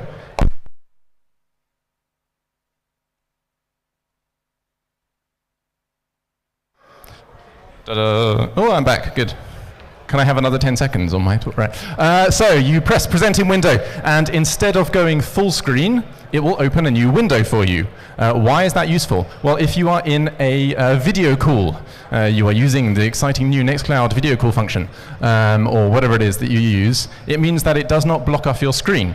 So you can still see the participants. You can see when they're looking very bored, like some of you might be, and it's time to move to the next slide. It's also like the ultimate presenter notes. So rather than just a little box of some text, you can have a document open next to you where you can be looking at your notes, you could be looking at Wikipedia, whatever it might be that you are referencing for your presentation. There we go, present in window, that's pretty cool. 3D slide transitions, this is an old picture. You might notice they are all 2D, but there are new ones that are 3D, which is fun. So yeah, like Michael said earlier, it's really cool. I think we're the only people doing this, and so you can have cubes that are spinning around, you can have ripply effects, you can have all sorts of fun stuff. A ruler bar, wow, that sounds kind of lame, doesn't it? Why do we care about ruler bars? Well, it's really, really useful if you want smart and professional presentations, not presentations that look like this, yeah? So, there you go, ruler bar, quite handy. Make sure your indentations are all looking smart and, you know, everything lines up properly. On the topic of lining things up properly, here you go, here's auto-align. It sort of is fairly self-explanatory, but if you don't know what auto or align mean, it will take your images when you are resizing them and moving them around and make sure they match up. It's quite difficult to show you on this screenshots. I've tried to highlight it, but you can see there are these dotted lines that go across. So as you move around, you can match up and make sure things are looking really smart. What else have we got? Well, as well as those exciting new features, our nerdy tech team have been doing a lot to make sure that it is much, much faster. Have you got a PPTX with loads of weird images and clip art and something funny going on there? We will open your document really, really quickly. And then, as Michael mentioned earlier, we will then present your presentation much quicker. Instead of rendering everything all at once, we will get things going. I'm being told to move along, so let's go. What's coming in the future? Speaker notes, if you do want them on here, that's going to be on the way. Talk to Lily, she knows everything about speaker notes. That's going to be fun. But like I said, you know, we've got present in window, so that's pretty good. But there's loads and loads of hard work, and there's all sorts of other things that we can't talk about. I only had 5 minutes. That's 36 slides. Thank you for listening. I'm Richard Brock. And okay, hi everybody. My name is Paolo Dongilli. I'm from the province of Bolzano, South Tyrol. It's northern part of Italy. I'm technical inspector for the school board. I'm here with my colleague Natasha. My name is Natasha, and I am a kindergarten teacher. Okay, we'll talk about the e-portfolio that we would like to introduce in South Tyrolean schools. It's not, it did not start as our idea because the e-portfolio is something that was introduced by the Ministry of Education in Italy in 2022. And the idea is of having a tool for students and families in order to represent a student's school career, their progresses, their skills over years, educational, extracurricular experiences, and certifications they obtained during the school years. But yeah, the e-portfolio is structured with these 5 main areas. So the study path, skill development, masterpiece, which is one masterpiece that the student has to find out among the many documents he produced during the career, a self-assessment by students, and some other documents. There is something that the e-portfolio is lacking, though. It is lacking a way of storing all the documents, all the materials that students produce over years. So starting from kindergarten to the last year of high school. So a way, for example, to share their work with other students, with teachers, with families, and so on. And more important than the other is a way to share educational pathways. This is especially very important also in kindergartens, so that resources are also shared with the local community. So in order to fill the gap, starting with kindergartens, we started using Nextcloud, and as main, most important component is the file one. Well, in kindergartens, we can store documents, multimedia components, so audio and videos, documentation of experiences made with children, and of course, sharing all this material with the parents at the end of the last year. The portfolio before was a so-called carton briefcase. It started in 1991. Every 5-year-old child received this carton briefcase, brought it home, and this briefcase was used as a transition toward the first year of primary school. This was transformed this year into a digital briefcase. We started with 10 kindergartens. This is how it looks like. So you see it's Nextcloud. There is just the icon that was changed in the upper left corner. And so this digital briefcase was available for all parents. And so seeing the progresses made by students and children over years. The idea is to bring this briefcase, the e-portfolio, to all the other school years. And of course, we need all the features that Nextcloud brings with it. So starting from kindergarten to elementary, middle, and high schools. And some other tools we started using are Moodle, because we also wanted an e-learning platform. LibreOffice or Collabora Online, and Big Blue Button that maybe in future will be replaced with Talk, and as central authentication component, we are using Authentic. Of course, we did not reinvent the wheel, because the idea came from a Spanish project which is called Democratic Digitalization, which was started by XNet in Barcelona. The project leader is Simona Levi, and she just published a book about what she means, and we all mean by democratic digitalization of education. It means that education, that digitalization has to be free and public, auditable, interoperable, and most of all, sovereign. Here you can see some useful links where, I mean, the idea of having a free tools in school started by the FUS projects around 20 years ago, where we brought free software to all Italian-speaking schools in our region, and some other important links you can watch at the end of the talk. Thanks so much for your attention.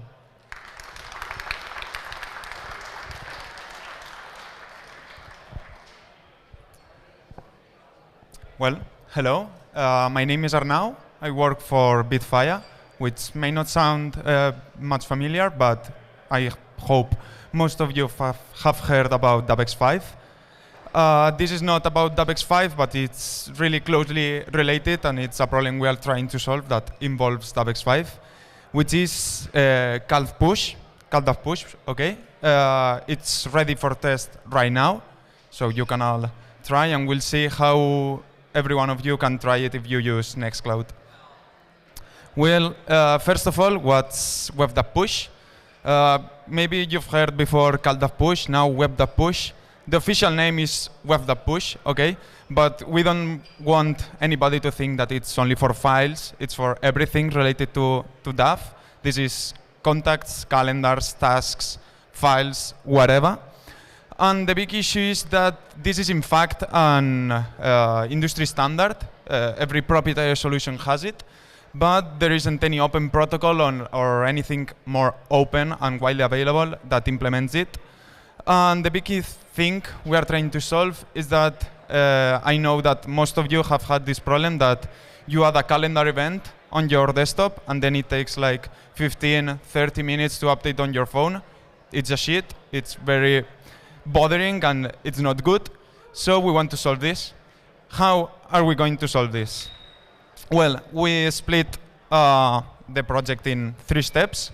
First of all, we don't want to make something that is only for Nextcloud or only for DAVX5. We want to do something that is for everything. So we want to create a protocol and a standard that in the future hopefully will get included into CalDAV, CarDAV, WebDAV.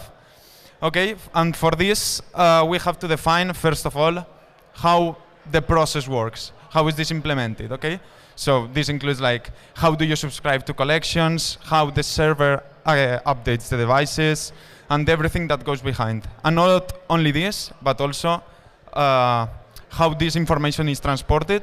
Is it using Google services? Is it using web push? What are we using? And we want to be as broad as possible, so include as many services as possible. And then we propose 2 implementations. One, first of all, for servers, which is obviously Nextcloud, and also a client-side implementation, which in our case, of course, is DAVX5. But again, any server can use it, any client can use it. If they implement it, they can use it. Yeah, again, right now we only support unified push for mobile, but web push is technically also supported. But if somebody develops a new transport method, it can also be used. That's the big thing. Any transport method can be used as long as it's implemented. Then, the most interesting thing for today, how can you try it out? It's very easy. First of all, you can access directly the Nextcloud App Store. Okay, you search for DAV push and it's there. Just install, and that's all you have to do. Then you have to access your client, in this case DAVX5. First of all, make sure that you are using at least version 4.4.2. Okay. Then the only thing you have to do is refresh the collections list so that DAVX5 knows that you have installed this application on Nextcloud. And then go to the settings in DAVX5 and select your unified push distributor.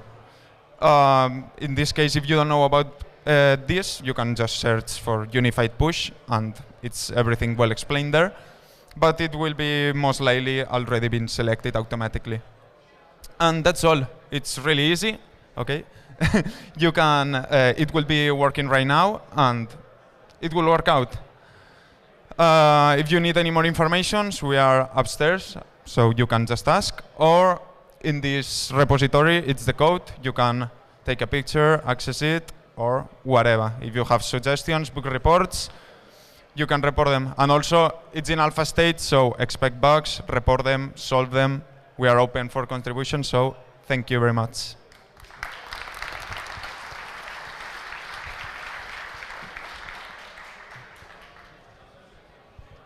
Hello and welcome. I'm delighted to be here at the Nextcloud Community Conference, and so at first I would like to thank my family and everyone listening in advance. There are always discussions about whether Microsoft 365 is data protection compliant, and that is why there are many who demand alternatives like Nextcloud for it. But is Nextcloud already suitable for the productive use in the education sector, or is there still room for improvement? I'm Vincent Schechner, and since some years I have, with my brother Benedict, a blog about open source and Nextcloud and other amazing stuff. But let's start now. Nextcloud has lots of functions that are perfect for use at school, and some of them I use daily. For example, here you can see the Nextcloud deck that I use for projects and presentations, and other amazing functions are, for example, the Nextcloud To-Do app or the end-to-end encryption. One organization that has implemented the integration of Nextcloud nearly perfectly is the Technical University of Berlin. Their Nextcloud instance, also known as TubeCloud, is operated by the internal IT department, and a dedicated app is available at the iOS App Store. Over 30,000 users use the cloud regularly, and each student has 20 gigabytes. And that's the first problem I see. we at our school use actually OneDrive, and I think I use only 70 gigabyte only for school-related data, and there a storage quota from 20 gigabyte would be a problem for me. And the example just given was a very large university. But what is with smaller schools like my gymnasium? That's a problem, I think. The schools often have only one system administrator who take care of the security and also have to maintain the files and data on the cloud. And there I think a solution is a managed Nextcloud, and that's our option. And with that option, I think also smaller schools can use the Nextcloud and instead of, for example, OneDrive. So we see Nextcloud could theoretically also be an option for smaller schools. But now the question arises, is Nextcloud really an alternative to Microsoft 365? I think that depends. Two aspects I already mentioned is the price and the, for example, with the available storage and the maintenance with the system administrator. And I think that's two problems. But one of the biggest points of Nextcloud is the data privacy. And I think here Nextcloud is clearly ahead just in the end-to-end encryption I already mentioned. But now we come to the actual point. I personally think the Nextcloud dashboard is much more clearly organized than, for example, Office. But unfortunately, I still think there are many disadvantages. For one thing, we all use at our school the Microsoft Teams client for Windows, for example, or also iOS.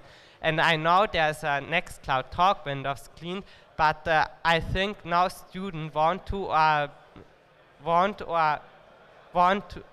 install a program for GitHub, and they aren't able to do that. And I think that's a problem. Another problem is the third-party integration. We and our school use a program for classroom management because we have all digital end devices, and that only works with Nextcloud. I love the Nextcloud third-party integration for private use, but I think it isn't ready for school. And another thing that I could imagine being a problem is the Windows app from Microsoft. On the one hand, you can also edit files with each other in the app, and that only works online with Nextcloud. And on the other hand, PowerPoint, for example, is much more clearly organized than LibreOffice Impress, and no student, for example, in grammar schools, would be able to use LibreOffice Impress or more complex programs. And the last big problem has ironically arisen precisely through digitalization and at our school, and that's called OneNote. Because OneNote works perfectly with Microsoft Teams, and we and our teachers write our notebook entries in it, but it's more or less unrivaled. There are other note-taking apps and open source solutions, but there's no OneNote alternative. And so don't get me wrong, I love Nextcloud and I couldn't live without it in my private life. But I still think the education sector, especially grammar schools, aren't ready for such a solution like Nextcloud. And that's why I brought a quote from a great German writer: paths are created by walking them.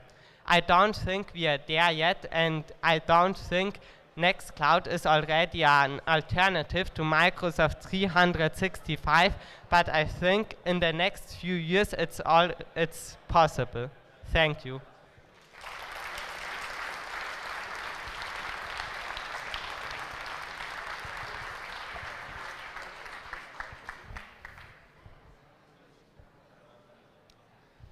Hello everyone, I'm Benedict Czechna and I got my first insight into the open source world 2 years ago. I would never have thought that I would be standing in front of you giving a talk about data protection and securing a Nextcloud in the private sector. All the tools I present to you are free of charge and can therefore be used by everyone, especially in the private sector. There are various internal security settings. The best known is probably the two-factor authentication. With this feature enabled, you have options for logging in via email, the Nextcloud app, web authentication, time-based one-time password, or a two-factor code. This may also protect you if your password is read out due to incorrect settings or missing certificates. This is one of the best options for securing your Nextcloud instance. There are also multiple other apps in the App Store. For example, restrict login to IP addresses. This app then only allows the login of a specific IP address range. Nextcloud can also be secured externally with a third-party service. I will show you various Cloudflare settings options. So on scan.nextcloud.com, you can enter your URL of your cloud instance and you get a grade of your Nextcloud instance where it shows up when there are some problems with your security of your Nextcloud. And on nextcloud.com/secure are also all security features listed that are integrated into the Nextcloud. So now we are coming to Cloudflare. Cloudflare is an American company that's specialized in internet security service and allows anyone to secure their website free of charge. If Cloudflare is activated for any Nextcloud instance, you run through more than 10 checks before the website actually opens. First, I like to give you an insight into the web application firewall. This is where you make the most important security settings. For example, there are options to block access for a specific country or continent. So you could set that all the users who don't access the website from Germany cannot open it. By querying the user agent, you have also the possibility to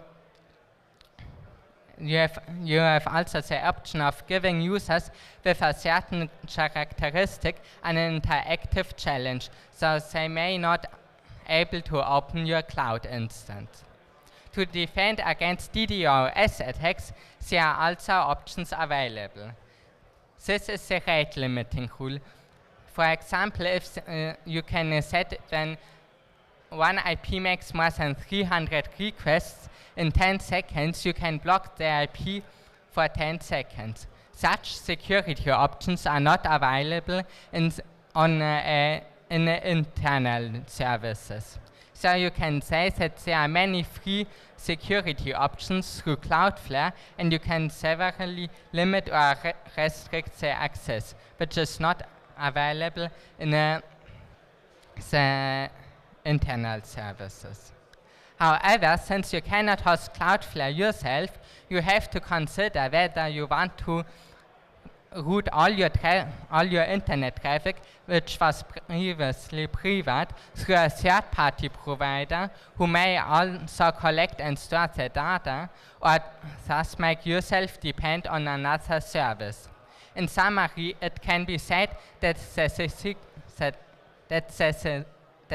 the security of a Nextcloud can be significantly improved through a combination of internal and external measures. I'm excited to see what other security options will be developed in the future for Nextcloud.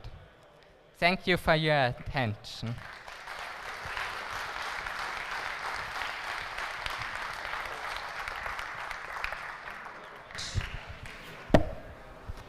Hello. Yeah. Thank you very much. It was super interesting. And I'm pretty sure that a lot of people will have a bunch of questions for you. And maybe over drink and pizza, because Brent, yes, it's tonight the pizza. I know you were impatient this morning, but this time it's true. We'll have pizzas at 6:30, so stay here. And yeah, first we still have some work, I think. I don't know if we have a slide for that, but they mentioned it. We will have 2 workshops coming. The first one at 6:45 in room A, ground floor. I think it's there. And it's about joining the Nextcloud forums and contributing, of course. And the crew was here presenting. And at 5:30, second workshop, room B, first floor. Build your first Nextcloud app by the Nextcloud team, with also Camila being here. Second floor, not first floor, second floor. Yeah, thank you everyone. Brent, I think you have some words also. I do have some words, if you won't mind.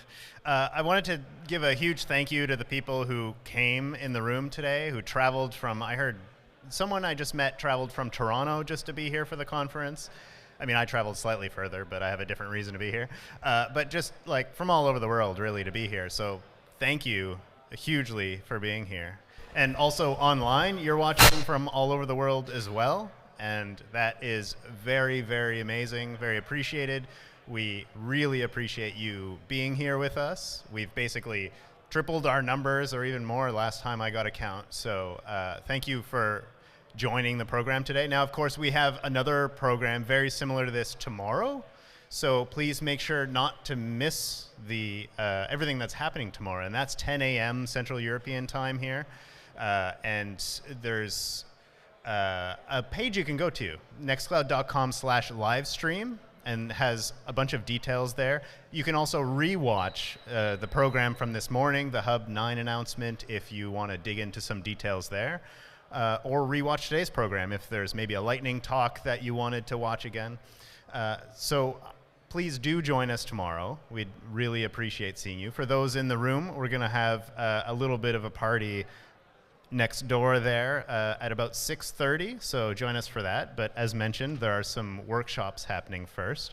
And for tomorrow's keynote, I would say you definitely don't want to miss it. It's Constance Kurtz who's joining us. She's spokeswoman for the Chaos Computer Club and computer scientist, and is giving an amazing keynote on mass surveillance. So you do not want to miss that talk tomorrow.